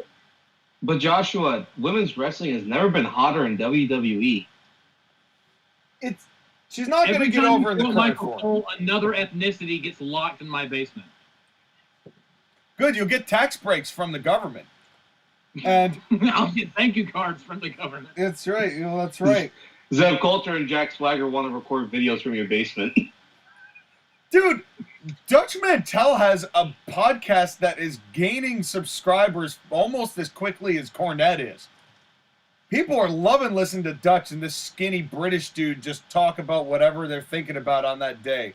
I think it's called Story Time with Dutch Mantel. Look it up, folks. Yeah. It's worth watching. It's another good line, but it doesn't necessarily have the Jim Cornette brand of let me talk for fucking ever about this. And every single thumbnail of his videos, he has one of 2 facial expressions, and that enormous mustache. Yeah, it's either Dutch laughing or just Dutch. That's it. But in any case, that even just talking about his podcast was more interesting than this match. Rhea is stupid over as a heel, but she's a babyface. But Rhea is stupid over to the point that Zoe Stark got booed the hell out of. Yeah, that made me laugh so goddamn hard. Well, it almost makes you ask the question: are they really doing Rhea? I mean, Rhea has to be kind of this leader of the Judgment Day, but she's so goddamn over that it's got to be hard to work with her. Because you can't get babyface reactions when people love her so much, even though she's the heel. Yeah, like the amount of. And this is again part of the heels and babyface thing doesn't matter. It's not a matter of if this person is like. It's not that it doesn't matter. It's just that they're not using it. It's because the thing is, Zoe Stark, this match. She was, unless Zoe Stark went in there and really wowed people with her performance, there was no way that Zoe Stark was going to be able to outdo Rhea Ripley's popularity or even come close to it. No. Like, it is a problem. Like, it's because there is an uncrossable chasm as far as star power. Rhea Ripley and the rest of Raw and maybe Becky Lynch. That's what it is. Literally every woman on Raw, and I've been watching Raw just about every week. Every single week, the women, last week there was some women's matches and the crowd kind of cared, which shocked me. But normally they wrestle in front of crickets where even the crickets get bored. So the thing that you have to take time with the women's division and acknowledge is that they still are in kind of their genesis of building a proper women's division. I mean, it's kind of like anything else in wrestling where they're going through phases of improvement and stops and starts. The reason why they have to have this match is that they can give someone like Zoe Stark time with someone who is actually good and give her a chance in the spotlight to see what she can do and also to learn and improve. Right. I will say, I agree with that. One of my least favorite Zoe Starkisms occurred in this match, and it's honestly an ism that happens with a lot of women's wrestling and some of men's wrestling. I'm really starting to hate unnecessary flips that always result in botches. I know this is a little bit later in the match, but I'm going to jump to it real quick because it's pissed me off. I mean, there's nothing else really to talk about this match. What the fuck was this choke slam flip out of land weirdly spot? That was my second note. I'm like, that's as far. I got that far into the match before I had a second thing to write. And I'm like, what happened here? What fucking moron okayed that spot? Yeah. I know. Well, let's see here. Zoe Stark was in NXT, and Shawn Michaels was in the NXT. First off, Rhea Ripley never does a choke slam. Why would she go to the top rope to do a choke slam? She's never done a choke slam in her life. It's not one of her moves. But she goes for a choke slam, and the idea was Zoe was going to do a cool flip and land on her feet. She didn't land on her feet. She landed on her face, which was funny. But at the same time, Zoe and every other woman in the roster that isn't Rhea Ripley, because Rhea Ripley doesn't do this dumb shit because she doesn't need to. Enough with the pointless flips. Enough making your moves way more complicated than they need to be and more complicated than you are capable of. And the reason why they do this is because they know they're not over, but they want to be over, and they think, let's add more flips. Fans like flips. Let's do flips. And they land on their face and everyone laughs at them. And I'm just like, and earlier in the match when she did that weird flipping senton off the apron, although it did kind of connect, but it looked stupid. But again, Liv Morgan can't just do a flatliner. She has to bounce off the ropes into the flatliner, and it looks like shit. Sasha Banks can't do any regular move ever. She has to spin or twist off the rope into whatever move, and it always just looks unnecessary and goofy. Women in wrestling, stop it with this. Stop doing this. It's funny. You said, you touched on something very interesting, which was, I'm not getting over, so I'm just going to add a whole bunch of unnecessary flips that I don't really know how to do. That's how AEW started. Honestly, that's literally the foundation on which that company was built. And women problem. Yeah, in WWE, it's like in WWE, the men know better because the men it's easier for them to get over. But with the women, they do it all the time. Except Becky Lynch doesn't do it because she doesn't need to. Charlotte, yeah, Becky Lynch does the thing where she does the leg drop to the back of someone's neck that never looks good.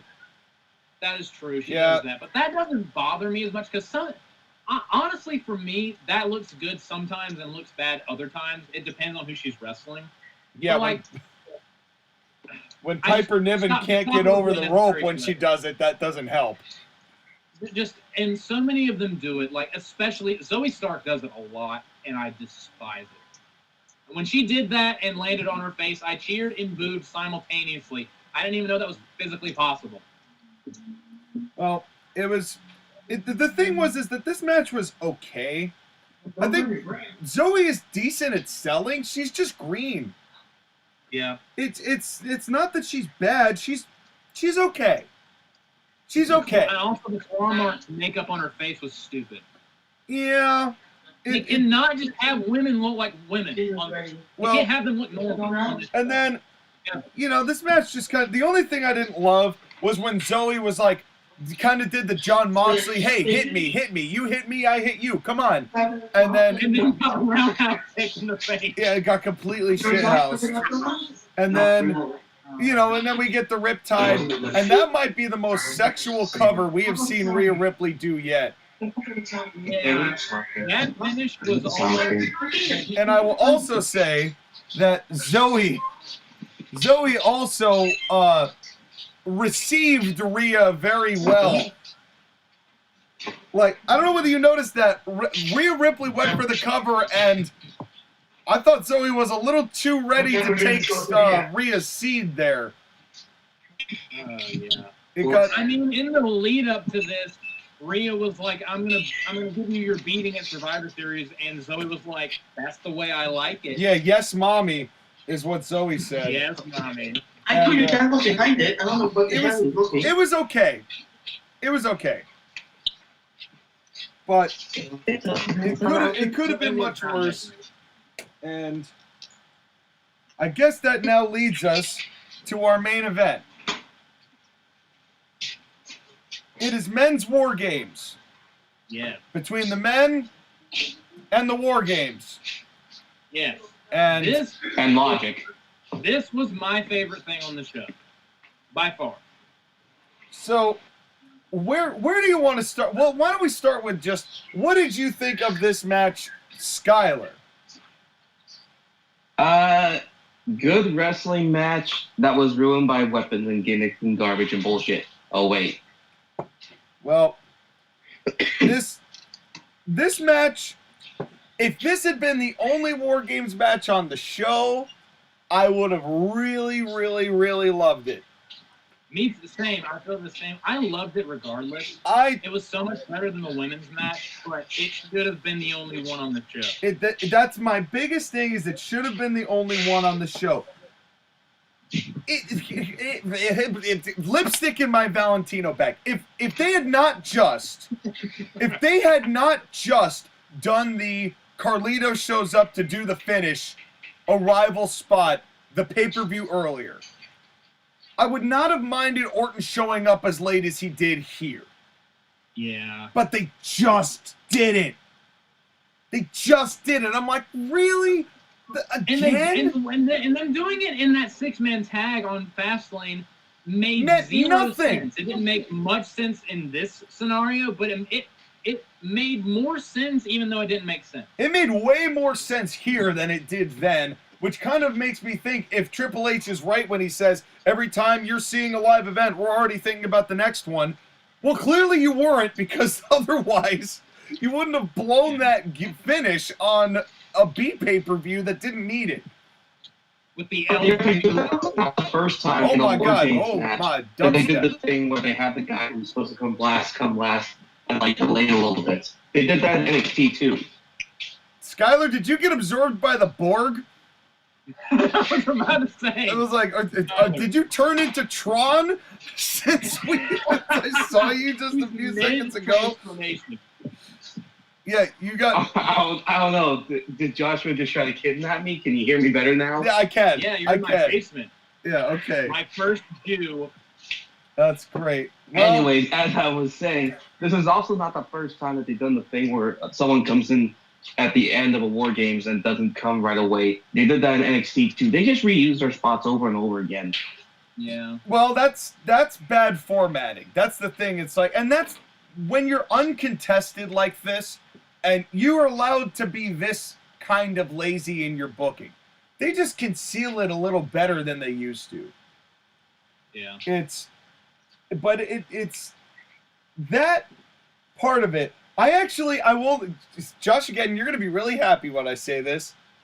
When I saw that King Yabu was going to start this match off, I got happy. Because I wanted to hear Yabu's all night, and I heard none of them. I got so disappointed because they never got him close enough to the camera to do it. And I know he was doing it. In the way. I was so sad, and it's like if this is the way I have to enjoy Finn Balor, and it's the only way I can do it, then I'm riding this Yabu thing to the ground. It's the best. It's the new Chris Jericho so fast. But here's the thing: why do I have to watch Seth Rollins and Finn Balor wrestle again? Well, let me ask you a better question, Sky. Why did Seth Rollins have 2 golden tumors on his neck? On this edition of What the Fuck is Seth Rollins Wearing? That you saw him put on in the backstage angle beforehand. It's like, hold on, let me put on my golden testicles. All right, let's go hop on out there.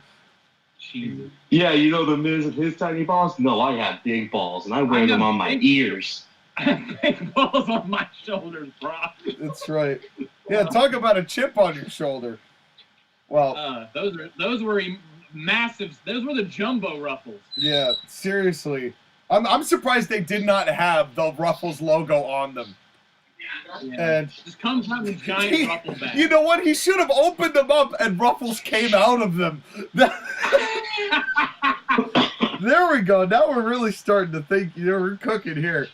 Boy, how you know I'm making dinner? But Finn Balor grabbing a bag of Ruffles, and every single time he puts one in his mouth, he goes, "Yeah, boo, crunch! Yeah, boo, crunch!" Yeah, oh, that'd be great. That'd be great.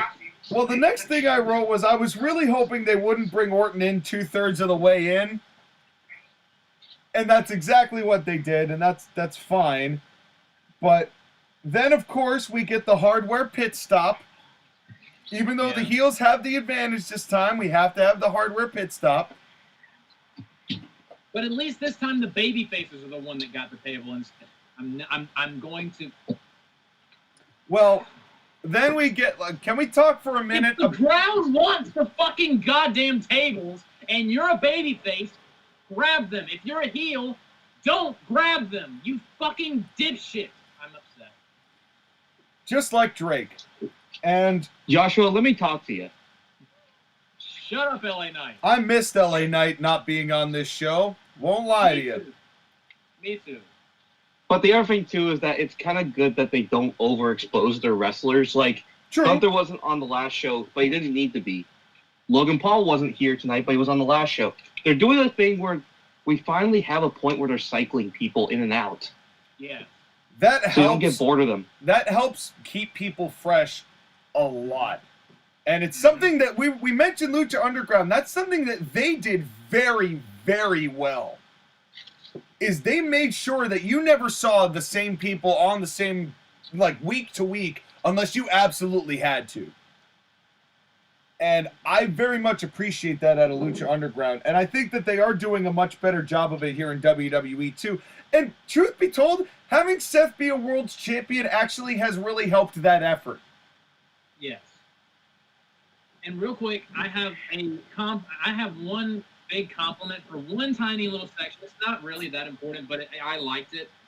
Basically, when Sami Zayn comes out and he gets in the ring and he's fighting off people as he gets in the ring, the tilted camera angle looking up at him getting in there and fighting, that was such a good camera angle. Because it looked like he was battling to get into the cage, and it made it feel like I just loved the way they shot that angle. It looked very good. Yeah. Wait, Joshua, I have a question. Does that mean that you're actually complimenting something that Kevin Dunn did? Hell has indeed frozeneth over it. Well, allow Jey Uso. The first time on the earth that hell has frozen over. Well, let Jey Uso thaw it out for you. Because have you seen Jey Uso's quote-unquote punches? Well, you mean the open hand slaps? I mean the let me fondle your cheek moments. That he's not even slapping people. He's literally going, I'm going to touch your cheek. I'm going to touch your cheek. He thinks he's doing the Rock slaps, which the Rock made look like actual punches. Jey Uso, not so much. I hate you, Sean, because you told me about this a couple of pay-per-views ago, and ever since then, whenever I watch Jey or Jimmy Uso, but especially Jey do it, I'm like, I can't unsee it. Well, it's the same thing as the backslap tag. It's become more pronounced lately during this singles push, I think. And yes, we know Jey Uso is kind of over somewhat with the whole Yeet thing, which Joshua is crying over because he couldn't get a Yeet shirt. I used to think Yeet was funny, and then Gen Z and Jey Uso ruined it.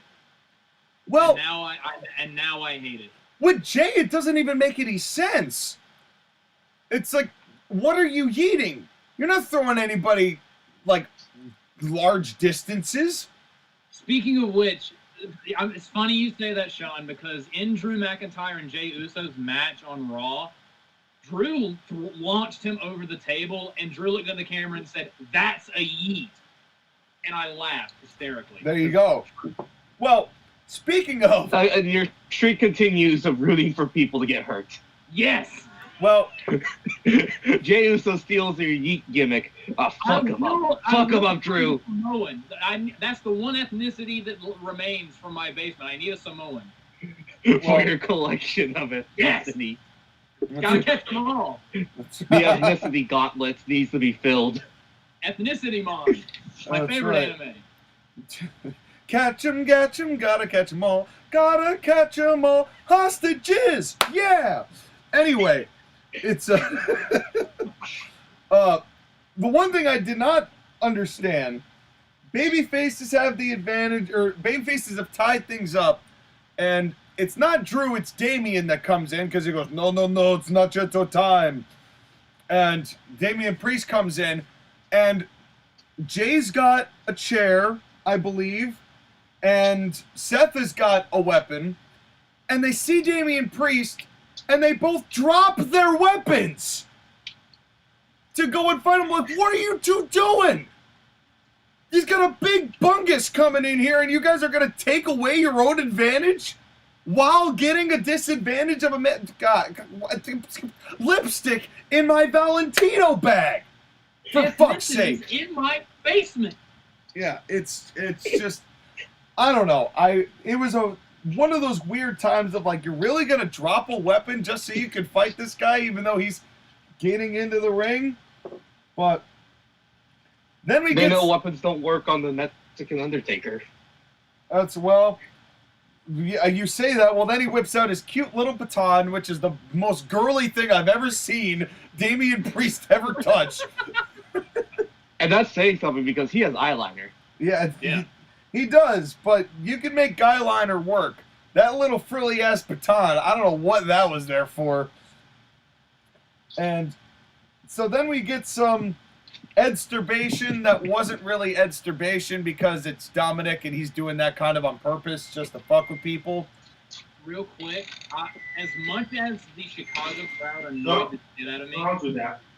I loved that when they knew Dominic was about to come out, the boos got louder and louder and louder. And then smartly, because Dominic actually knows what it means to be a heel, he was like, I should even though it was probably already planned, he immediately did the Eddie Guerrero spot to maximize the heat, because that's what a heel's supposed to Is the turkey not ready? Yeah, and I really genuinely don't want to see anyone do anything with Eddie Guerrero unless it's a heel trying to get heat at this point. Because I think it's just kind of gotten too much otherwise. But It's wintertime. in And I another case, loved also when the baby faces surrounded him and the crowd's mood immediately changed, and they cheered when they beat the piss out of him. yeah, when he was cornered, and then this, the fight kept going. And here was my logistical question when it comes to the logic behind this. Randy Orton may or may not be here, but if Randy Orton didn't show up and they just waited, like, when do you know the bell's supposed to ring to start the match? Like, if Randy You're wasn't asking there, questions that you shouldn't be. I know, but that's... Those were one of those questions you're not allowed to ask. But, Sean. like, It's not allowed. if the whole concept is, like, yeah, they kept the clock running to go down, like, presuming Orton would be there, but, like, if he wasn't there, do you start the match then anyway? Or do you just go, like, I don't know, maybe it's, I'm not a doctor. He knows way too much, Joshua. I think it's time we put him in the basement. It's, yeah. Joke's on you, I'm already in the basement, brother. And, with my own set of hostages. But in any case, It's a bunch of white women. But I won't lie, they are in fact all white. That's the way I like it. I knew it. So this was too long. But it's the smaller lips. But in any case, It took too Gross. long. It did. I'll tell you what's gross. Big, fat, gigantic, sweaty, slobbery lips. Anyway, it was way too long of a setup on that triple choke slam. It took too long, and they all waited going, all right, ready? 1, 2, 3, triple choke slam. And all of those spots, anything that involved all 5 people doing 5 things or like multiple, any of that Tower of Doom stuff, it's just too much setup for the execution at this point. Tower of Doom. I will say, thank you WWE for not doing a single Tower of Doom spot the entire night. Thank you, because I would have had an aneurysm. Well, especially because WarGames, they like to do the Tower of Doom spots. Yeah. Yes. Well, they made up for it with the triple choke slam and the 5 DDTs. Or the jumping off of the ring thing, or the what do you call it? The stupid. What was that? The Randy Orton. You already mentioned it. Whatever. But, I loved the quintuple hanging DDT. That made me so happy. Well, because I am a Randy Orton mark. Well, let's talk Randy Orton for a second, because I didn't know what he was going to look like after back fusion surgery. Dude. It goes to show that Randy Orton, we always complained about how boring he was, but long term, it was smart that he was, because he's able to come back from back fusion surgery with minimal problems because of how safe he took it for the years leading up to this. To clarify how much y'all have complained about him being... I've never thought Randy Orton was ever boring, ever. But then again, I'm a huge Randy Orton mark, so... It wasn't that Randy Orton was boring. It was the how can I miss you if you won't go away thing. Like, he had been there for so long. And yes, him being gone for a year and a half, I mean, it sucks that it took a back surgery to do it, but again, absence makes the heart grow fonder, and it made me so happy to see him back. But the pop not just he that, got, but also jacked to the fucking gills. Motherfucker was yoked. Yeah. But the pop he got, yes, was great. I was so happy for him. And that little wink into the camera was just, I've missed this dude. It was I mean, not only just that, but again, his personality, the way that he carries himself, the way that he wrestles, and the way that Randy Orton looks. Like, this is a dude who looks like he's in his mid-30s still. He still looks fantastic. I'm glad that he got rid of that beard, because that beard made him look older. And you know what else they got rid of? No Matt Riddle. What? Yeah, it really helps. No Matt Riddle and rest in peace, but no Bray Wyatt. Yeah. Randy Orton's future is bright. Yes. Yes. So. Well, until he wrestles Bo Dallas. Well. Stop that. I wouldn't even care. Stop that. I would not even care. I would imagine. Uncle Howdy. And I don't hate Matt Riddle, but the RK Bro stuff, I enjoyed it at the beginning, but after a while I was like, I wish Randy Orton would do something else. Yeah, it was. But then I got Michael Cole's worst call of the night, because they do the 10-person DDT, and Michael Cole says, "Vintage WarGames." How? How is that vintage WarGames? I get using it vintage Randy Orton, but when has that ever been done in WarGames ever? Oh yeah, I forgot when Dusty and Hogan did it. How could I forget when they did an 8-person draping DDT against the Dungeon of Doom? Ric Flair pounded the mat before giving someone an RKO. Yeah. Vintage WarGames. Of course, yeah. He pounded the mat before he put someone in the figure 4. Oh man. Well, but in any case, then they do the big RKO spot that we've never seen before. Yes. JD McDonough ran like a little bitch, which is fine, because he wasn't afraid to forfeit, because he was trying to save his own ass. They didn't let him. It was a nice RKO, and it was probably the softest thing that Randy Orton could do that made it look different than anything he'd ever done before. True. Which is good, because he's easing his way back from back fusion surgery. Yeah. So, I give a lot of props for the way that this finished, and then the finish of this match was spot on perfect. Agreed.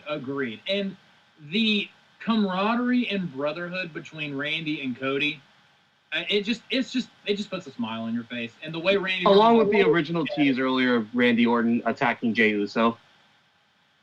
I like that.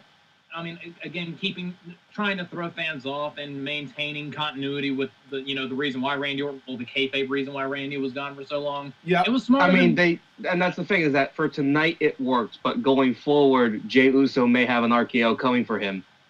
Probably. Definitely, it is definitely possible. But you know why I liked this finish so much? This finish proved something about WWE's booking. You can have the crazy match, you can have the big return, but at the end of the day, Cody gets the pin. Priorities. Yep. Priorities. But Their eyes are still on this prize. I do believe... But it's not just Cody pinning, but who did Cody pin? Mr. Money in the Bank. Who was the quote-unquote leader in charge by Rhea Ripley. Yep. And... That's where I think things got very... I really appreciated that. I really appreciated that because that showed that they're still focused on what they're trying to do with Cody Rhodes. They're still keeping him as strong as they can while keeping him away from Roman for the moment. Yeah. And setting up Damian Priest in the Judgment Day for more stuff to happen because they lost this match. You know that mommy ain't going to be happy. Well, they might have found a new leader at about 25 seconds after this match ended. Okay, now it's time for all of us to address the elephant in the room. The Pepsi-fueled elephant in the room. Sean, I need to tell you something. I was wrong. Now, Give me one. About what? About CM Punk coming back. So, as far as he wasn't coming back, or the way that you feel now that he has come back? No, I didn't think he was ever going to come back. I was convinced that he was not going to come back. And I was wrong. Well... And you called it, and you said you're going to love it when I stick my balls in your mouth when I'm proven right. You were proven right, so now I am ready to receive. Well, I know you are. But I'm going to go ahead and show some restraint here, mostly because I need hernia surgery. But it's... The thing about this, and we'll go around the room and talk about what we think this means for WWE, but they pulled an oldie but a goldie. Yeah. As far as their finish here, is because they do the bottom right deco graphic where it's 2023, they do the wide shot, you think it's over, Orton's the only return, and then the music plays. And the Chicago crowd go banana. And boy did they. A tidal wave of semen. And my only request is that CM Punk gives us some Mr. Clean outfit royalties. But that's for another time, because CM Punk comes out in a plain white t-shirt and a weird haircut, and the crowd goes absolutely insane, and he does not, I mean, he just kind of takes it all in. He just takes it all in, and that's the way the show ends. And at first I said, boy, you thought he might have done something, but I think, Skylar, you ended up being correct when you said it at the time that he didn't really need to. I think him being there was more than enough. The thing is that you got the 1 minute reaction that every fan who was watching on the internet needed to. That clip has 25 million views on Twitter, or formerly known as Twitter X. Yeah. In just a single day, 25 million people have seen this, and the reaction is all the same. They didn't think it was ever going to happen. The kudos have to go to Triple H here. Because in Triple H's time, he's been able to bring back the Ultimate Warrior, despite the fact that he probably shouldn't have, but whatever, that's beside the point. He brought was back dying 3 days later. Who gives a shit? Like, he was... But no, that's the thing, is that he had the Ultimate Warrior inducted into the Hall of Fame when you thought it was never going to happen. You have Bruno Sammartino inducted into the Hall of Fame when you never thought it was going to happen. Because Bruno held out for a long time. Savage? I don't know if he was... Savage, too. Again, Triple H is the ultimate master of negotiation. To me, this felt like when Bret Hart came back to WWE. And Bret Hart's first line, well, hell must have frozen over. And it has frozen over. Well, I think that Punk, in his time with AEW, really started to appreciate the professionalism that WWE had, especially now that Vince is mostly out of the picture, which probably helped the decision-making process quite a lot. That was probably the make or break. But I will say this, though. Punk and Triple H had themselves a pretty strong beef themselves, which led to Punk leaving on top of that. So this was Triple H's really first personal test about personal animosity with somebody and overcoming that for the betterment of the business. And I think that that is a testament to what Triple H has really accomplished and really what Triple H is capable of in this position going forward. Agreed. Well, may I please read the response that Triple H had in his press conference after when he was asked by the assembled media about CM Punk's return? I love what he said here. All right. And these are his words, not mine, so I'll just read this very quickly. This was one of those lightning in a bottle moments that came together very quickly, but we are excited about it. It's been a long time, and in some ways, been a long time coming. You could say this about CM Punk. Love him, hate him. Positive, negative, whatever you want to say. People talk about him all the time. He's a magnet for that. He's a conversation starter, and it's tough to look past that. For me, if our fans want it, if the WWE Universe is excited to have it, then let's go and let's figure out the rest from there. This came together super quick, which I'm sure is why it stayed very tight. There was a lot of speculation. At that point, it was nothing but speculation for the most time. It didn't really start to come to fruition until everybody stopped thinking it was going to happen, and all of a sudden it happened. But extremely excited. You know, a lot of time has gone by, almost 10 years. If you are the same person you were 10 years ago and 10 years have passed, you're messed up. Everybody grows. Everybody changes. I'm a different person. He's a different person. This is a different company. We're all on the same page and all the same starting ground. So what's next for CM Punk? That will be interesting, won't it? I'm interested in seeing it myself. I know whatever it is will be talked about. It will be exciting, and it will be a thrill ride for the WWE Universe. No matter what it is, I'm thrilled, and we're thrilled to have him back here. And I know this is shit to say, but glad that he's back home in WWE. It's where he belongs. Tell him when he's telling lies. Exactly. And the thing is that they already set up possibly the angle that will be what CM Punk does, with Seth Rollins going ballistic in his entrance on video and fan cameras, basically screaming, "Fuck you, he better not be back there or I'll fuck him up." Being held back by Michael Cole and Corey Graves of all people. Help sell it. You see, I mean, whether this is because, like, Punk and Rollins, they've had issues in the past, and Rollins has dug Punk before. Acting or not, legitimate or not, it instantly creates an angle, and the true world champion angle could come into play here. Well, Generates a lot of intrigue. and the big difference here is that you know that Seth Rollins, for hook or crook, is going to be professional about the business. Yeah. You'll see, they might not like each other, but you'll see the match. You're not going to see Seth Rollins go, "It's real glass, deal with it," like a fucking moron. Yes. You know, he's going to go out and do the match and be professional no matter what. He did it for Cody, and they don't like each other. Mm-hmm. He And put Cody over 3 times. Well, two times clean, 1 time with the hand on the tights, but he put Cody over clean. Well, you know what I'm trying to say. he took care of Cody Rhodes when Cody Rhodes decided to wrestle a Hell in a Cell match with a separated pec from his body. Yeah. And Seth Rollins took care of that dude and propped Cody up to where when he came back, he was more over than he was when he arrived to begin with.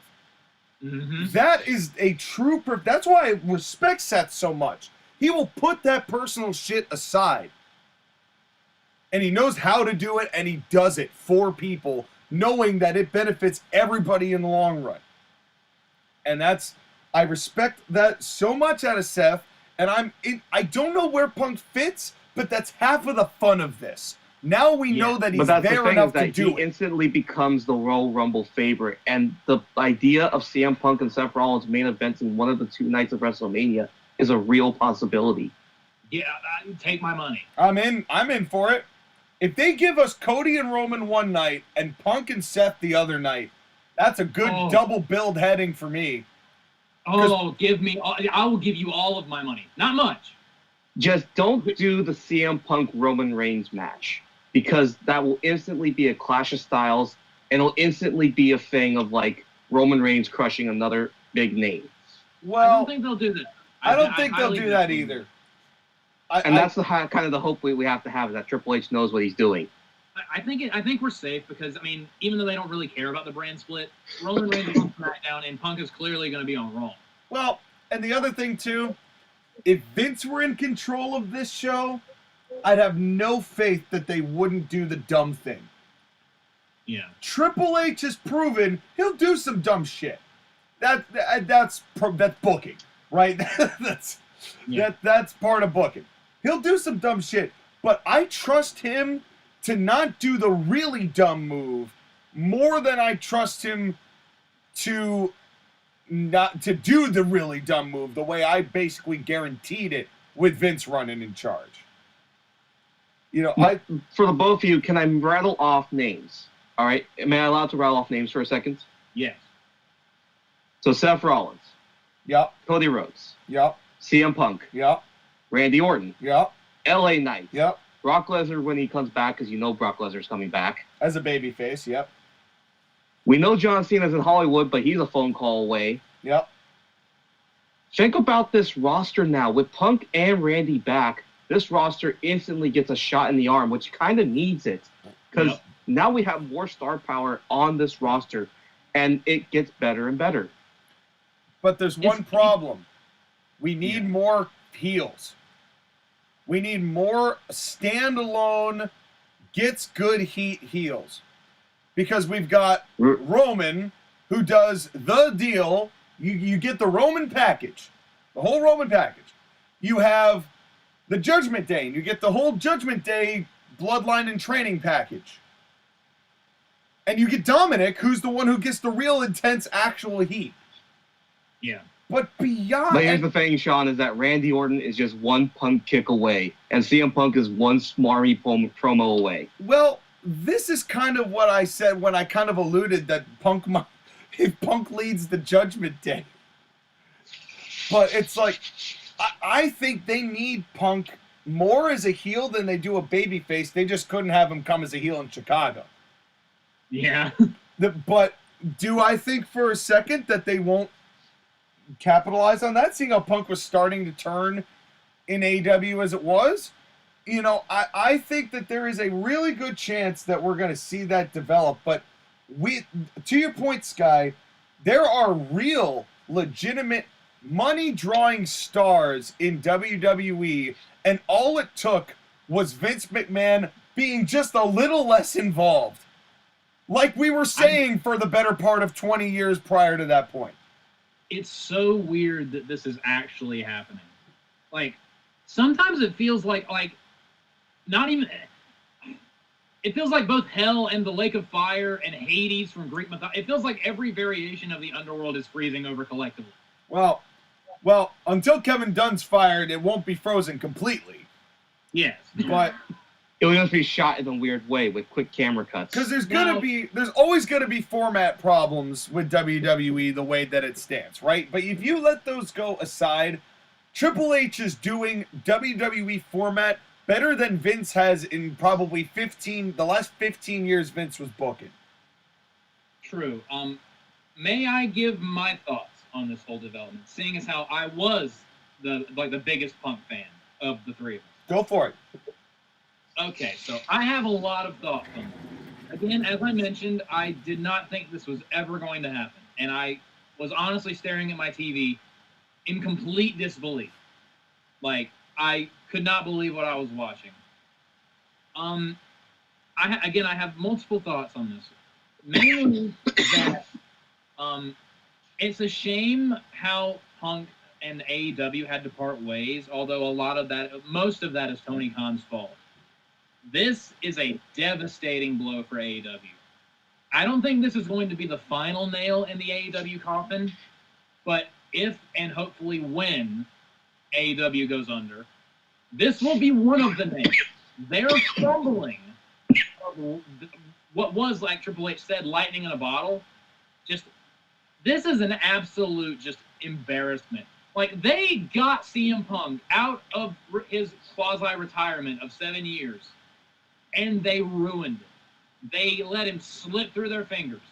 And think about this. If it wasn't for AEW, CM Punk might not have come back to WWE, which is weird to think about.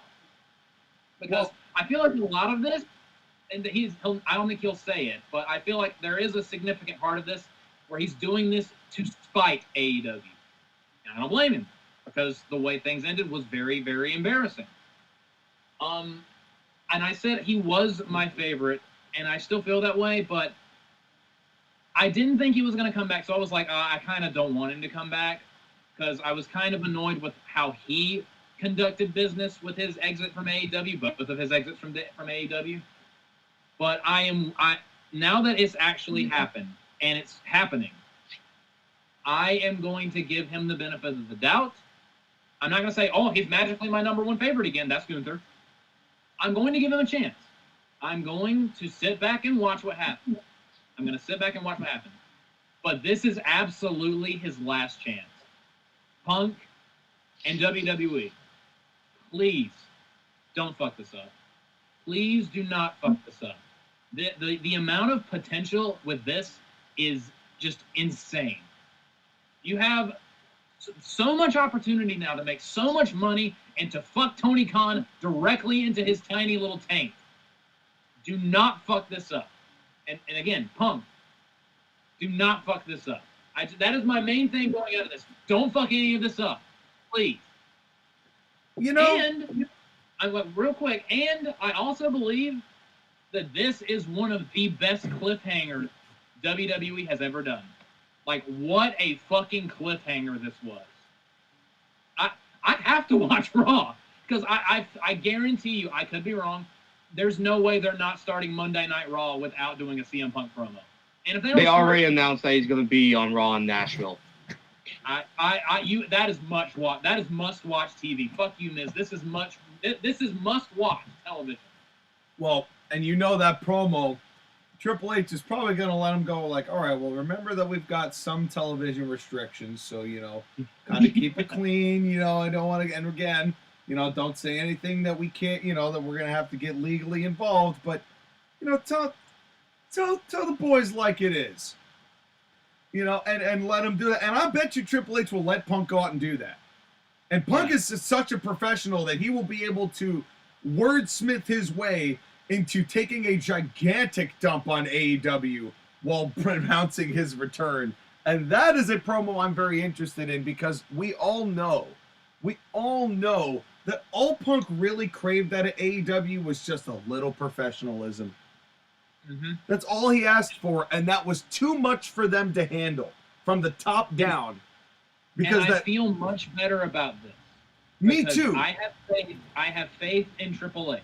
The reason why everything fell apart in AEW is because they have a giant pussy in charge of that company that does nothing but drugs. And the other thing too, when you have to think about it, is that Cody went from AEW to WWE, and that has turned out to be extremely successful. Jury is still out on Jade Cargill, but we're going to see what they do with her. But so far, they're protecting her and not giving her to the wolves. Now CM Punk is here, and his reaction has already been massive. Yeah. If things work out for CM Punk and they work out for Jade Cargill, as it has for Cody, even a tenth of what Cody's gotten, we're going to see more defections, especially from people who are more professional-minded. Well, good. Think about who's next on the AEW release list. Whose contract's coming up at the end of the year? MJF says he's already resigned, so it is what it is. I don't know that for sure. I will allow him to hold out hope, Sean. I don't think it's a sure thing, but I don't think it's impossible. Well, here's the thing. CM Punk came back to WWE. Anything's fucking possible. Well, here's the way I'll Bobby phrase Lashley, just do me a favor. Just Bobby Lashley, just do me a favor. Just sign Powerhouse Will Hobbs, have him destroy the Street Profits, have him be your protege, and then have him turn on you because he doesn't like you and steal more ideas from me. Here's the way I'm going to phrase it. Nobody in AEW, it will be in AEW forever. They're all coming back. At this point, they're all coming back. For as much as Jericho says, I'll never go back to WWE, you watch who is man number one that knocks on WWE's door when AEW goes under. Man number one, he's going to be sitting at Triple H's desk within the hour that company announces it's not going to be running shows anymore. Jericho's going to be right there to get right back into that good graces. I guarantee you that. Dude, I want more than anything to be a fly on a wall when Tony Khan found out that Punk is back in WWE. He has got. I'm sure he was watching and marking out along with the rest of us. Yeah, I bet you're right. I bet you're right, Yeah. Sky. Yeah. Now, here's the thing: is that I am preparing the final stages of my dinner. So, can I give my review and then go grab my dinner? Yes, let's. Well, we've talked a little bit about this for long. We're going to happily absorb the tears and lick them from Tony Khan's face. So let's get to ratings And of sell them Survivor for Series. $500 like Rhea Ripley. That's right. That's right. So let's go through the ratings. Skylar, why don't you go first? While I'm getting ready to shove turkey and mashed potatoes down my throat, happy Thanksgiving, everybody, and hope everyone in your family's doing well. They gave us a good show, although, again, the formatting stuff just took away from it. It's hard. I want to like this show more than I did, but again, I've seen the gimmicks. I'm tired of the gimmicks. Can we get away from the gimmick matches? Please and thank you. And normally, if nothing else had happened, I would give the show a 5 out of 10 because I thought it was a middling show. But the CM Punk return instantly gives a 2-point bonus and makes it a 7 out of 10 show. Just for that last 60 seconds of gloriousness. Let's see what happens. The next show is the Royal Rumble. That's 2 months from now. Let's see if they can sustain this and build to it. Because the Rumble is going to be the main event where we see what they truly plan on doing for WrestleMania. Mm-hmm. Josh Again? I loved this show. I very much enjoyed this show. It was very easy to digest. We need more shorter shows like this with only a couple matches. It's very, very good Triple H-ism that I'm a fan of. Everything I thought was good. Even Rhea Ripley and Zoe Stark, which I didn't care that much for, it was fine. It wasn't offensive. There wasn't anything truly offensive on this show. And I loved the main event, and that was a hell of a cliffhanger to go out on. And similar to Skylar, without CM Punk coming back, I would have given this show probably a 7 out of 10. I'm not gonna lie. CM Punk coming back, Leg and thigh. 2 extra points. I'm probably gonna surprise you guys. I'm giving Survivor Series WarGames 2023 a 9 out of 10. I love this show. Damn, a 9. Yep. A 9 out of 10. Well, I'm not going to split the difference here for maybe the first time ever. Skylar's not the only one that's tired of gimmicks. Well, yeah, I'm going to change up a little bit. I mean, I easily could go 8 on this show. I could, but there are formatting things I had a problem with, as Skylar mentioned. You know, the women's match was fine. There was nothing terribly offensive on this. I actually think that I would have probably given this a higher rating had I not gone back to watch the Escobar Dragon Lee match, to tell you the truth, because then I got the full scope of it. But it was a good show. There was nothing horribly offensive about it, and both returns were valuable in their own way. You know, and I think that Orton's was not overshadowed by Punk at all, because Orton got to do his physical stuff and still like contribute to the match and kind of absorb that. And I think that it works for both of them the way that both of these were handled. I'm going to give this a 7.5 with a great ending, to the show. Good finishes. It's what you want out of a pay-per-view like this heading into WrestleMania season. Not a bad show to end the year off on. All right. Well, good job, lads. We did it. It took forever, but we did it. But now it's time. Now it's into my basement because they're trying to escape. That's right. So while Skylar goes and eats his food, and Josh again goes. I'm still looking for the ruffles. Damn it! Where are the ruffles? And My slaves got them. Give those ruffles back. all right. Well, while Josh again goes and wrangles up his hostages, we're gonna go ahead and take a short commercial break. We'll be back, whenever. See you, folks.